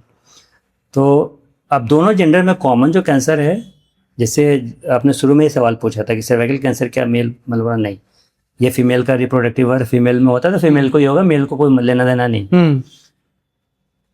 अब ओरल कैंसर की बात करें या एनल कैंसर की बात करें तो HPV रिलेटेड केसेस रिपोर्टेड हैं, और ये दोनों जेंडर में कॉमन है ये ऑर्गन. अब पेनाइल की बात करें तो एक्सक्लूसिव मेल रिप्रोडक्टिव ऑर्गन है, तो मेल में ही होगा. जैसे सर्विक्स फीमेल में है, पेनाइल कैंसर भी रिपोर्टेड है. ठीक है, तो आपके पेनाइल कैंसर हो गया, ओरल, एनल, सर्विकल. अब 2 और है, तो वेजाइनल और वल्वर जो कैंसर है वो भी इसमें रिपोर्टेड है. तो अब ये देखो कि कितने फोल्ड आपको बेनिफिट मिल रहा है अगर आप वैक्सीनेट करते हो, क्योंकि ज़्यादातर जगह पे हमने जो अभी तक जितना भी चर्चा किया वो सर्विकल कैंसर, सर्विक्स का screening, cytology, pap smear, colposcopy, visual inspection by stick acid, ये सब एक ही कैंसर पे फोकस कर रहा था. ना तो पेनाइल कैंसर पे बात करा, ना ओरल पे बात किया, ना एनल पे बात किया, ना वेजाइनल वल्वर किसी पे बात नहीं किया. बट ये वायरस लिंक है, रिपोर्ट है, बट इतना कॉमन नहीं है जितना कि आपका सर्विकल कैंसर है. बट हाँ, oropharyngeal cancer is coming up in a big way now. Anal cancer is coming up because ये सारे अभी टेस्ट शुरू होना स्टार्ट हुआ है, तो अभी केसेस मुझे लगता है कि सिग्निफिकेंट नंबर्स हमें मिल रहे हैं. तो it's always good to protect, right? Even if you can't screen, you don't have a screen foolproof screen test as cervical cancer. Yeah. So that's how I keep telling most of the time that go for the vaccination if you can. No, vaccination is as you said, cost effective भी है, widely available है, तो we should be doing it, and that's like a part of a routine health checkup में डाल देंगे तो हो सकता है.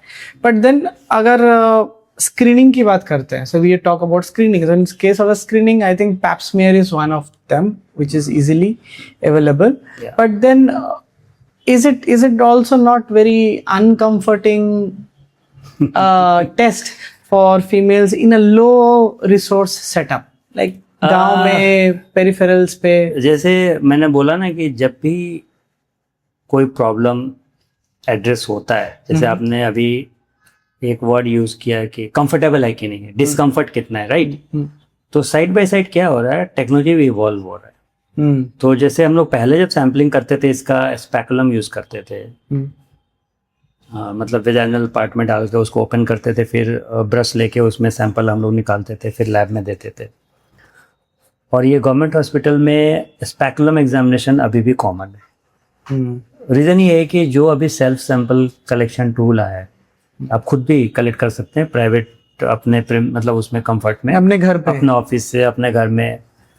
जो मैं जिस किट की बात कर रहा हूँ, सैम्पलिंग की बात कर रहा हूँ, सैम्पलिंग में ही तो एक डिस्कम्फर्ट या प्राइवेसी है ना. बाकी तो सैंपल आ गया तो लैब का तो प्रॉब्लम एक ही प्रोसेस है, मतलब चाहे आप सैंपल जैसे भी कलेक्ट करें. तो ये अभी जो मेनली कोविड के बाद सेल्फ सैम्पलिंग पे काफ़ी सारे कंपनी ने इन्वेस्ट किया, काफ़ी सारे गवर्नमेंट ने इसको स्ट्रेटजी में लाने की कोशिश करी, तो ये किट्स अवेलेबल हैं आज के डेट में. और अगर हम उसको स्ट्रेटजी में लेके आते हैं तो एक तो कंफर्ट जोन में आप आ जाओगे, क्योंकि पेन खत्म हो गया वहाँ पे with the help of self sampling kit. Speculum minus हो गया. दूसरा, रीच आपका बढ़ जाएगा. मतलब आप रिमोट एरिया में भी किट को शिप कर सकते हो. सही बात है. बट जब पुराना जो ट्रेडिशनल मेथड था, वहाँ पे आपको खुद जाना था हेल्थ केयर सेंटर तक, उठ के वहीं पे आपको सैंपल कलेक्ट कर, क्योंकि स्पेकुलम में आप खुद नहीं कर सकते. स्पेकुलम डाल के फिर आप सैंपल आप खुद से नहीं ले सकते, राइट? आपको सपोर्ट चाहिए. किट अगर आपके डोर स्टेप पे आ गया तो आपने किट ओपन किया, सेल्फ सैम्पलिंग करी, उसमें मेथड्स वीडियो सब डले हुए हैं उनके वेबसाइट पे। सैंपल आपने उसको पैक किया, जो भी स्टोरेज कंडीशन है उसका मेंशन है, उस पर वायल्स मेंशन है, आपने लैब को शिप कर दिया। आपको रिपोर्ट भी आपके फ़ोन पे ऐप के थ्रू या व्हाट्सएप के थ्रू आपको मिल जाएगा। Then if required go for the clinical intervention to see the gynecologist, or if any other test is required to confirm other factors as well. तो यहाँ पे जो डिस्कम्फर्ट की आपने बात करी उसको हमने मतलब with the help of science, with the help of technology इसको हमने एड्रेस किया, और आज के डेट में हमारे पास ऑप्शंस हैं। और इसको मुझे लगता है कि और ज़्यादा से ज़्यादा स्केल अप करने की ज़रूरत है कि ज़्यादा से ज़्यादा कॉस्ट नीचे या ज़्यादा लोग अफोर्ड कर पाएँ। Yeah. So this is what I wanted to say with the help of your channel. For a country like India, Yes. we should have test kits, very cheap, Yep. easily transportable. Yes. At home, as you said, at home a person can easily take that sample collection, Yes. send it to lab, so your discomfort is gone. Economically, it is not too expensive. Right.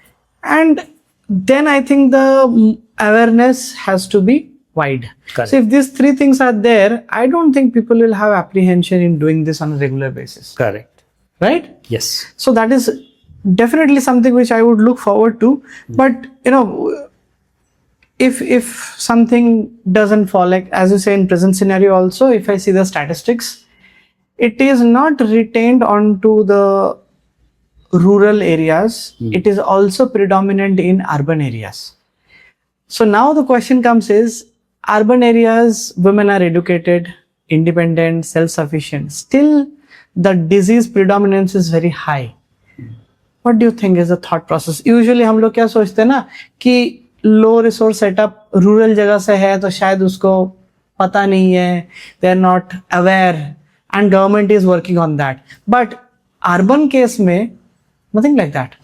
मतलब इसमें मैंने जो notice किया है, क्योंकि मैं भी काफ़ी टाइम से इनके बीच में रह रहा हूँ यहाँ पे because of the job only, तो आप एक लाइफ स्टाइल अगर आप देखें ना, आज के डेट में लोगों के पास खाने के लिए टाइम नहीं। आप टेस्ट की बात कर रहे हैं, टाइम पे ब्रेकफास्ट करके निकलेंगे तो ऑफिस में सही टाइम पे पंच नहीं कर पाएंगे। राइट। ट्रैवल इतना दूर से करके आ रहे कि रात में आप किचन में खाना नहीं बना सकते। राइट।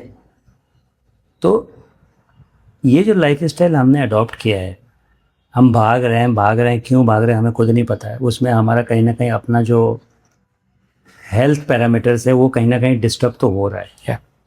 तो जानकारी है, फैसिलिटी है, डोर स्टेप पे आने के लिए रेडी भी है, किट हो या कोई भी आपका डायग्नोस्टिक टेस्ट हो, बट आपके पास इसके लिए समय नहीं है। Fair point. अगर हेल्थ के लिए समय नहीं है तो फिर किस चीज़ के लिए समय है?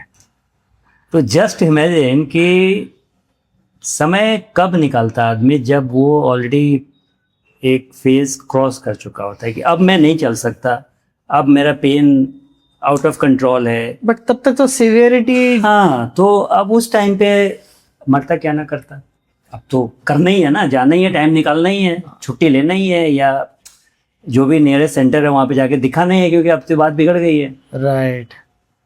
तो ये मुझे लगता है कि सबसे बड़ा इशू है आजकल का जो जनरेशन है।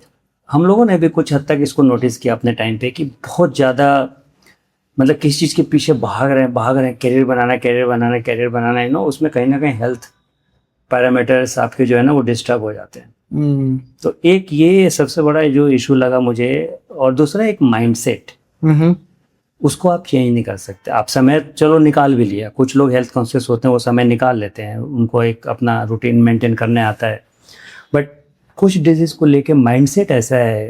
मतलब मैंने काफ़ी एडुकेटेड लोगों को बात करते हुए, इंटरेक्ट करते हुए मैंने अपने आप से देखा, अपने से, ये डिजीज़ हमें नहीं हो सकता। अब उसे अच्छा क्यों नहीं हो सकता है? हम लोग ना लो सोशियो इकोनॉमिक स्टेटस से नहीं आते हैं, हम लोग बहुत हाइजीन मेंटेन करते हैं, हम लोग लाइफ स्टाइल अच्छा मेंटेन करते हैं, ब्ला ब्ला ब्ला ब्ला ब्ला। तो that mindset we need to change. कैसे? बाय गिविंग राइट इंफॉर्मेशन, कि क्या क्या आपके रिस्क फैक्टर्स हैं वो पहले आपको पता होना चाहिए, देन आप अपना फिल्टर लगाओ कि आप पूरे लाइफ में कहीं ना कहीं उसमें आप फॉल करते हो कि नहीं करते हो। अगर करते हो तो इंटरवेन करो, उसका जो मेथड्स है प्रिवेंट करने का उसको आप अडॉप्ट करो। तो अगेन एडवोकेसी और अवेयरनेस बहुत इंपॉर्टेंट रोल प्ले करता है कि वही बात कौन कह रहा है और कैसे कह रहा है। मतलब एज ए साइंटिस्ट अगर मैं साइंस की बात करता हूँ तो उस पर लोगों का भरोसा बढ़ जाता है। अगर कोई भी रैंडम आके बात करना शुरू करता है तो ट्रस्ट बिल्ड नहीं होता है। या जिसको आप पैशनेटली फॉलो करते हो, अगर वो सही इंफॉर्मेशन दे रहा है विद फैक्ट चेक्स और आप उसको बोलते हो कि हाँ ये मेरा आइडियल है, ये बोल रहा है, गलत नहीं बोल रहा होगा, मैं उसको फॉलो करता हूँ, चाहे वो कोई भी हो सकता है, कोई भी साइंटिस्ट हो सकता है, कोई भी सेलिब्रिटी हो सकता है, कोई भी आर्टिस्ट हो सकता है, कोई भी पॉलिटिशियन हो सकता है, कोई भी लीडर हो सकता है, करेक्ट, आपका बॉस हो सकता है, आपके घर में कोई लीडर हो सकता है। तो वो अगर बोलता है तो लगता है कि हाँ ये सही बोल रहा होगा। तो हमें ऐसे लोगों को भी ढूंढना है कि ज़्यादा से ज़्यादा लोग इस पर बात करें, ज़्यादा से ज़्यादा इस पर लोग बोलें, ताकि लोगों के कान तक ये बात पहुंचे, ताकि उनका माइंडसेट चेंज हो। नहीं वैसे वी सी नो पोलियो के लिए लाइक मिस्टर बच्चन डज, हाँ दैट व्हाट आई एम तो he is not a doctor, but why? Because आम आदमी को ये रिलेटेबल लगे कि when a person of this gesture speaking something, मतलब इसका मतलब कुछ तो मतलब होगा। Correct. So this is, I think little bit आगे बढ़ते हैं। मतलब why I'm saying is we talked about vaccination, prevention and all this part. Now if a person is already in the stage of cancer, then what are the treatments? जैसे आप treatment की बात करते हैं ना, तो ट्रीटमेंट में हम लोग 2-4 चीज़ें बताते हैं। हमने इसको पब्लिश भी किया था with the help of 5-7 authors actually, जो हमने डेटा कलेक्ट किया। तो ट्रीटमेंट कई लेवल पे है। सर्जिकल या कीमो एक हम लोग रैंडमली सुनते हैं, बट एक्चुअल में सभी को कीमो नहीं चाहिए, सभी को सर्जरी नहीं चाहिए, सभी को रेडिएशन नहीं चाहिए, और जब हम लोग साइंस और साइंटिस्ट की बात करते हैं तो लोग कस्टमाइज थेरेपी की भी बात करने लगते हैं, चाहे वो कार्टी हो, जीन थेरेपी हो, मतलब थोड़ा फैंसी वर्ड लगता है। तो मुझे ऐसा लगता है कि ट्रीटमेंट ऑप्शंस बहुत सारे हैं, बट आप ट्रीटमेंट के बारे में अगर आप जानना चाहते हैं तो एक तो हमने फाउंडेशन पे भी with the help of expert panel, जो already by profession gynaec oncologist है, सर्जन है, और इस टाइप के केसेस वो डे टू डे बेसिस पे डील करते हैं। तो उनका हमने व्यूज़ रखा है कि ये क्वेश्चन अगर आता है तो मैं उसको डायरेक्टली वहाँ रूट कर देता हूँ, बोलता हूँ कि ये लिंक पे जाके ये इनके व्यूज़ पढ़ लो कि ट्रीटमेंट से रिलेटेड आपके पास क्या क्या ऑप्शन है, ट्रीट कैसे किया जाता है, किस कंडीशन में क्या ट्रीटमेंट है। तो जितने भी ऑप्शंस हैं, चाहे वो मैंने बोला जैसे कि रेडिएशन है, कीमोथेरेपी है, सर्जरी है, तो ये ब्लाइंडली मैं आपको आज नॉलेज दे भी दूँ तो ज़रूरी नहीं कि ये यूनिफॉर्मली एप्लीकेबल हो किसी के ऊपर भी। तो यूजुअली हम लोग जब भी ट्रीटमेंट की बात आती है तो एक चीज़ ज़रूर बताते हैं कि ट्रीटमेंट ऑप्शंस बहुत अच्छे अभी हैं, और हर स्टेज, मतलब अर्ली स्टेज हो, लेट स्टेज हो, बहुत अच्छा इंटरवेंशन है। और आप अपने नियरेस्ट जो आपके हेल्थ केयर प्रोवाइडर है, जो आपका सेंटर है, आप जाके वहाँ पे उनसे ज़रूर सलाह लें कि हमें आगे क्या करना है। अब लगता है कि हाँ मैं पॉजिटिव हूँ, स्क्रीन पॉजिटिव हूँ, तो ज़रूरी नहीं कि हर को ट्रीटमेंट चाहिए, पहली चीज़। तो क्या होता है, कई बार एक विंडो फेज में होता है इन्फेक्शन, वो बॉडी से बाय डिफ़ॉल्ट क्लियर कर जाता है। तो वो लोग इनिशियल जैसे देखते हैं कि कंडीशन बहुत अच्छा है, बहुत ज़्यादा डैमेज नहीं हुआ है, बहुत ज़्यादा मतलब विजुअल एग्जामिनेशन की बात कर रहे हैं, with the help of obviously we have a good technology now where we can use that this smart imaging system where you can capture those images from the cervix and you can visualize on your computer with the help of software. You can capture those images also. तो वहाँ पे आपको एक initial decision लेने को मिलता है कि इन्फेक्शन है, बट इसको हम अभी ऑब्जर्वेशन पे रखते हैं, ट्रीटमेंट स्टार्ट ही नहीं करते। हो सकता है कि 6 महीने के बाद अगर दोबारा हम एग्जामिन करें, अगर वो वायरस बॉडी से क्लियर हो गया, साल भर में क्लियर हो गया, जो कि क्लियरेंस रेट इसका बहुत अच्छा है। मतलब 80% WHO का रिपोर्ट है कि बॉडी आपका क्लियर कर देता है। 10 to 20% लगता है कि वो परसिस्ट करता है किसी वजह से भी, तो वो आगे कैंसर स्टेज में जाता है। तो आपको कहीं ना कहीं एक बिग रिलीफ है कि हर इन्फेक्शन परसिस्ट नहीं कर, हर इन्फेक्शन प्रोग्रेस नहीं कर, तो ट्रीटमेंट बात ही क्यों करें। अगर ट्रीटमेंट चाहिए तो I always recommend go to the consultant, because we are not a consultant, but with the help of this channel मैं एक ही बात फिर से दोबारा रिपीट कर रहा हूँ कि ट्रीटमेंट ऑप्शंस आपके पास आज के डेट में बहुत सारे, मतलब फुल प्रूफ ट्रीटमेंट है जिसमें मतलब आप एक अच्छी ज़िंदगी वापस जी सकते हैं। तो कैंसर डेथ सेंटेंस नहीं है ये, कैंसर मतलब डेथ सेंटेंस नहीं है, तो इससे आप बचा सकते हैं। तो we have all the tools with us. That's a promise. I think that's a hope. Yes. What about mental health?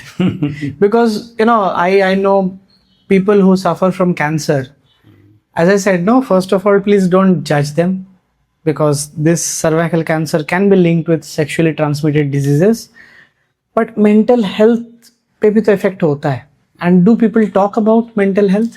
इसमें मैं एक चीज़ आपको बताना चाहता हूँ। जैसे कोई भी फाउंडेशन के वेबसाइट पे जाता है, मैं आबिर बायो सर्विसेज फाउंडेशन की बात कर रहा हूँ, तो अबाउट अस पेज पे जब आप जैसे जाते हैं तो इसको हमने बहुत अच्छे तरीके से इस चीज़ को एड्रेस किया है कि इस पर्टिकुलर कैंसर को लेकर के यूजुअली जो कंफर्म है कि ये कैंसर फेज में आ गया, नॉर्मल में नहीं, अर्ली स्टेज में भी नहीं है, लेट्स से लेटेस्ट स्टेज में है, तो वहाँ पे ये मेंटल हेल्थ पे इम्पैक्ट ज़्यादा डालता है। सिर्फ पेशेंट का नहीं, पेशेंट से ज़्यादा उसके फैमिली का, कई बार उसके हेल्थ केयर प्रोवाइडर का भी, कि ये जो पेशेंट मैं आज देख रही हूँ इसको मैं कई सालों से जानती हूँ और इसके साथ ऐसा हो गया, आज डिटेक्ट हो गया और ये इसके साथ नहीं होना चाहिए था। कई बार वो हेल्थ केयर प्रोवाइडर भी शॉक में आता है, ट्रॉमा में आता है कि किसी केस को लेके, not like general blanket statement में नहीं दे रहा हूँ, क्योंकि their job is to treat, but if they some of the doctors they very emotionally connected to some of the family. जो हम लोग का एक हिस्ट्री चला रहा है कि फैमिली डॉक्टर होना चाहिए, वही बहुत टाइम से देखते हुए आ रहा है, कई जनरेशन को उसने देखा है। तो एक बहुत अच्छा इनिशिएटिव हमने उसमें मेंशन किया है और उसको हम लोग स्ट्रेटजी में अडॉप्ट भी उसको फ्यूचर प्लान में हमने रखा है, जो मैं आपको लास्ट में बताऊंगा कि क्या क्या हमारा एक्शन प्लान था, हमने क्या क्या अचीव किया अभी तक। तो उसमें एक टर्म यूज़ करते हैं हम लोग, पैलिएटिव केयर। तो पैलिएटिव केयर क्या होता है कि वो एक होलिस्टिक अप्रोच लेके चलता है और उसमें सारी चीज़ों को ध्यान रखा जाता है कि health care provider point of view से, पेशेंट पॉइंट ऑफ व्यू से, फैमिली और रिलेटिव पॉइंट ऑफ व्यू से एक holistic approach, quality of life को कैसे आप इम्प्रूव करें पहली बार, और एक जो सर्वाइवल रेट है उसको कैसे इम्प्रूव करें, और साइड बाय साइड जितने भी आपके मेंटल हेल्थ रिलेटेड जो इश्यूज हो सकते हैं इस पर्टिकुलर डिजीज को डायग्नोज होने के बाद ड्यूरिंग द ट्रीटमेंट, वो उसमें ऑलरेडी उन हेल्थ केयर प्रोवाइडर्स को ट्रेनिंग दिया गया है। अच्छा, तो ये बहुत अच्छी बात है कि मतलब स्क्रीनिंग, वैक्सीनेशन, ट्रीटमेंट ऑलरेडी हम लोग डिटेल में बात की है और ये WHO ने ग्लोबल स्ट्रेटजी में अडॉप्ट भी किया है। तो इन्होंने एक बहुत अच्छी बात लिखी है गाइडलाइन में, जो 50 पेज से ज़्यादा गाइडलाइन है। ट्रीटमेंट के साथ साथ आप पैलिएटिव केयर को भी अडॉप्ट करो। Why? To address lot of mental health related concern because of the impact of this particular disease on that particular family. Yeah. तो ये हमारे स्ट्रेटजी में भी कि we need to build such a team in the future so that if we covered all those 3 pillars in our strategy, then we have to take care of the holistic approach also, where we can improve the quality of life. कोई ऐसा case आपके life में you have known somebody who was almost in a situation जहाँ पे everything was like there was no hope, but then from there इसमें हम लोगों ने काम किया, और अच्छा आपने ये पूछा, जैसे हम लोगों ने क्या किया, एक आउटरीच पार्टनर बनाया। तो आउटरीच पार्टनर का कैसा है कि आप अकेले बहुत बड़ा इम्पैक्ट नहीं डाल सकते, सारे एरिया में आप काम नहीं कर सकते, राइट? तो एक वर्ड हम लोगों ने यूज़ किया था और उसको हमने एक प्रोग्राम के तौर पे लॉन्च किया, जिसको हम लोग बोलते हैं पेशेंट नेविगेशन। तो पेशेंट नेविगेशन का मतलब क्या है कि जैसे आपने लेट से कैंप लगाया, स्क्रीन किया with the help of our outreach partner, we are there as a knowledge partner. Yeah. तो जैसे कोई भी इंडिविजुअल किसी भी कम्युनिटी से पॉजिटिव आता है, तो आप उसका नेक्स्ट क्या करेंगे? छोड़ तो नहीं सकते, आपका तो काम हो गया, आपने कैंप लगाया, आपने स्क्रीन कर दिया, आपका वो नंबर्स रिकॉर्ड कर दिया कि हमने इस डेट में इस कम्युनिटी में इतने लोगों को स्क्रीन किया। अब पॉजिटिव आता है तो व्हाट नेक्स्ट? फिर उसका बैकग्राउंड चेक, फाइनेंशियल हो या उसका ट्रीटमेंट एक्शन लाइन प्लान अगर करना है, उसको ट्रीटमेंट चाहिए, इंटरवेंशन चाहिए, तो ये सारे के सारे प्रोग्राम हम लोगों ने ऑलरेडी एग्जीक्यूट किया है। मतलब प्रॉपर एक हैंड होल्डिंग हमने दिया है। और ये केसेस हमें एक तो नहीं, आपने तो एक केस की बात की, ये केसेस रेगुलर मिल रहा है, पहले भी मिलता था, तो इसको हमने इसीलिए एक प्रोग्राम का नाम दे दिया कि जो भी इस कैटेगरी में फॉल करता है, चाहे वो किसी भी बैकग्राउंड से हो, अंडर प्रिविलेज्ड हो, प्रिविलेज्ड हो, अगर वो किसी भी टाइप का, जो हम लोग का एक कलेक्टिव एक्सपीरियंस है, खुद के जो हम लोग का फाउंडेशन है, जो हमारे साथ जुड़े हुए फाउंडेशन है, वो सब हमारे आवर पार्टनर्स पेज पे, अबाउट अस पेज पे, आप फाउंडेशन के जाएंगे तो वहाँ पे हमने सबका आइडेंटिटी उस पर मैंशन कर रखा है कि हमारे साथ कौन और लोग काम कर रहे हैं, जो स्क्रीनिंग में, वैक्सीनेशन में, ट्रीटमेंट में, पेशेंट नेविगेशन में। मतलब हैंड होल्डिंग जितना चाहिए, जब तक चाहिए, जैसे चाहिए, मतलब इमोशनली, फाइनेंशियली, और जो भी उसका ट्रीटमेंट सेंटर्स है उनके साथ कनेक्ट करना। तो ये हमने ऑलरेडी इसको स्ट्रेटजी में अडॉप्ट किया हुआ है। और we had a very good experience at the end of the day that कुछ हम लोगों ने मतलब चेंज लाया, और हम लोग आगे भी मतलब प्राउड फील करते हैं कि जब भी मौका मिले हम आगे हेल्प करते रहेंगे ऐसे। That what keeps on like motivating अस कि हमने कुछ तो अपने लाइफ टाइम में किसी भी लेवल पे, किसी भी फैमिली के लिए, किसी भी इंडिविजुअल के लिए हमने हेल्प किया। Absolutely. और जब मैंने ये फाउंडेशन स्टार्ट किया था तो मेरे दिमाग में एक ही चीज़ था कि एक थेसिस मैंने इस पे किया है, पीएचडी थेसिस इसी कैंसर पे किया है, तो ये नॉलेज मेरे तक ना आए, जो साइंस है वो सोसाइटी तक पहुंचना चाहिए। और पहुंचाने का मतलब एक तरीका भी होना चाहिए। आप कहीं भी नुक्कड़ पे, चौराहे पे खड़े होके आप अपनी बात नहीं रख सकते। And this is why we need a platform कि मैं भी उस पर बोलूँ, हमारे जैसे लोग बोलना चाहें तो बोलें, हमारे जैसे पार्टनर्स, जैसे मैंने अभी बात करी, जुड़ना चाहें तो जुड़ें। अब पार्टनर्स कोई भी हो सकता है, एकेडमिक्स भी हो सकता है, टेक्नोलॉजी पार्टनर्स भी हो सकते हैं। Technology partner means industry, non-government organizations like us, they can do also partner. Any individual can be partner. What you as an individual want to contribute, at least you can share the content that is there with the help of your social media. That is also contribution. You are amplifying that information that is already there. And it's good for your friend, your family as well, those who follow it. Yeah. So this is how, we gain some momentum actually. We started from the zero now. If you see just public engagement activity, we already crossed 1,000 public engagement activity. And this is one of the public engagement activity that we are doing today, to engage the public, to engage the society, and today's episode, just I wanted to record it over here itself, 1,154 public engagement activity episode that we are doing today. 1,154. So this is how we keep on moving, And public engagement activity can be anything, like any CME, any workshop, any online, offline webinar, any conferences, or any sort of interactions, one-to-one, through presentation also, and through this podcast as well. So you name the way where we can engage. We do a lot of this. You can say workshop related to poster competition. Okay. Where you can make the poster, we give you the theme, we make the poster, and we give you some award also from the foundation, first, second prize, something like that. And all participant certificate will be given. And we have seen very good response from all sort of, academic institutions mainly, where young generation they come forward and they take the chart paper and they draw with some supervision or some guidelines and all, and they showcase in the entire gallery. Then we have a panel to judge those posters and give appreciation prize, or at least some sort of certification to them, so that they will feel some confidence. Yeah. Okay, I did something during my college life as an extracurricular activity. So this is all sort of public engagement activity where we need to bring science to the society. Yes. I think it's a part of our responsibility, moral obligation that Yeah. we should translate this, and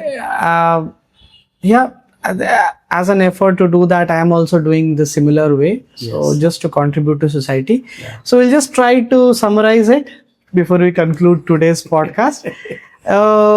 In a very nutshell, in simple sentences, maybe. So, what is one habit or test you wish every woman, with 20 years, 21 years, would prioritize starting tomorrow? Yeah, I mean, I always advocate for right test at the right time or the right age, you can say. So if you're 21, don't think much. Go for the routine visual examination or pap smear or liquid And a based vaccination. cytology. Yes, vaccination is always there till 26. And if you cross, let's say, 30 years of age, to be honest, go for DNA testing, or try to club with the cytology plus DNA testing, if possible. At least twice in your lifetime. If not, as per recommendation, alternate 5 years for DNA testing, like 35 and 45. Please, you have to get yourself screened.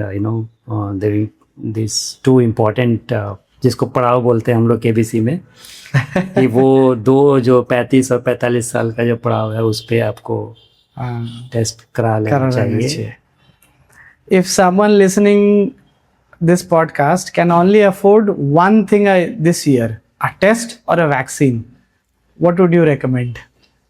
Again, if you are like young age group, because listeners, I don't know if they already crossed 26, so I recommend go for the vaccine. And if listeners already cross 26 or 30 something, then go for the test.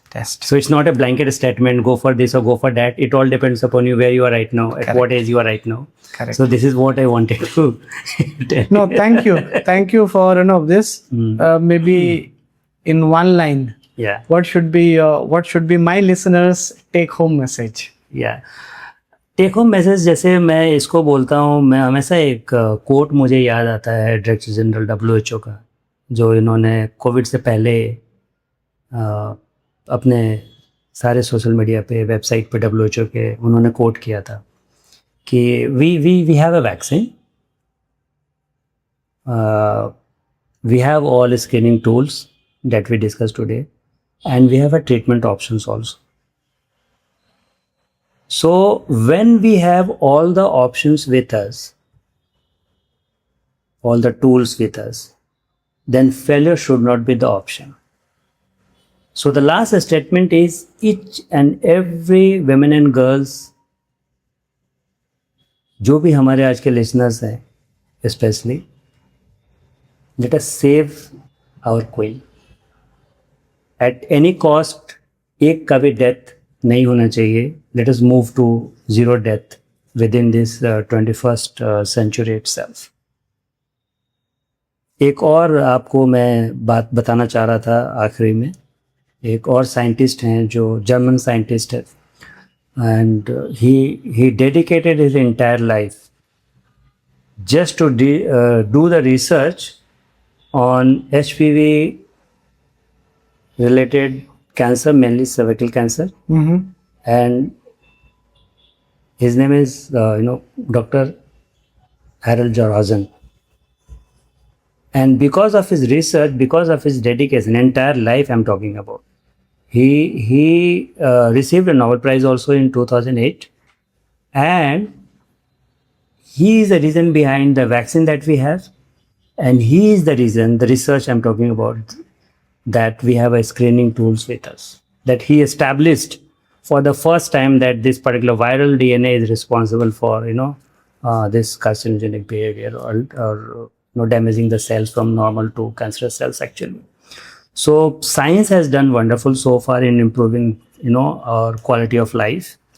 And from my side, from my bottom of the heart, I always say one thing, and that I have done it also.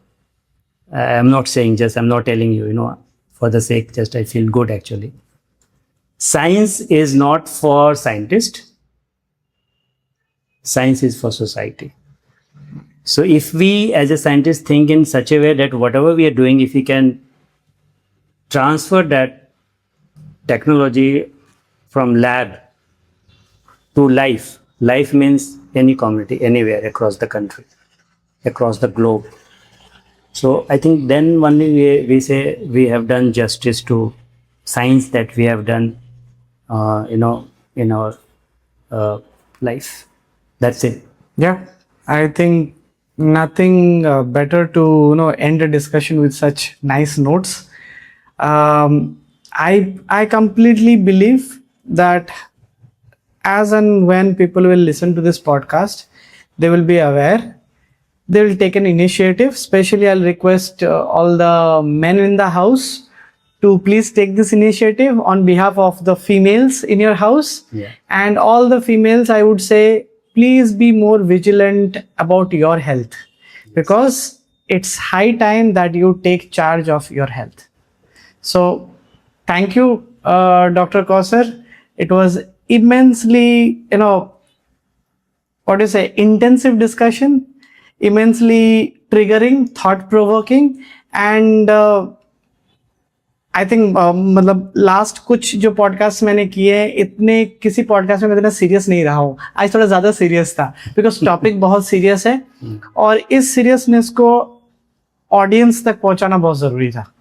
So on that note, thank you once again. It was lovely talking to you. Thank you so much, Thank you. and see you again. Let's spread the science. Let's spread the facts. And thank you so much once again. So I would like to end this session with last word. That is, let's stop cervical cancer. Yeah. And together, I'm sure we can do it. Thank you so much. Thank you. Thank you.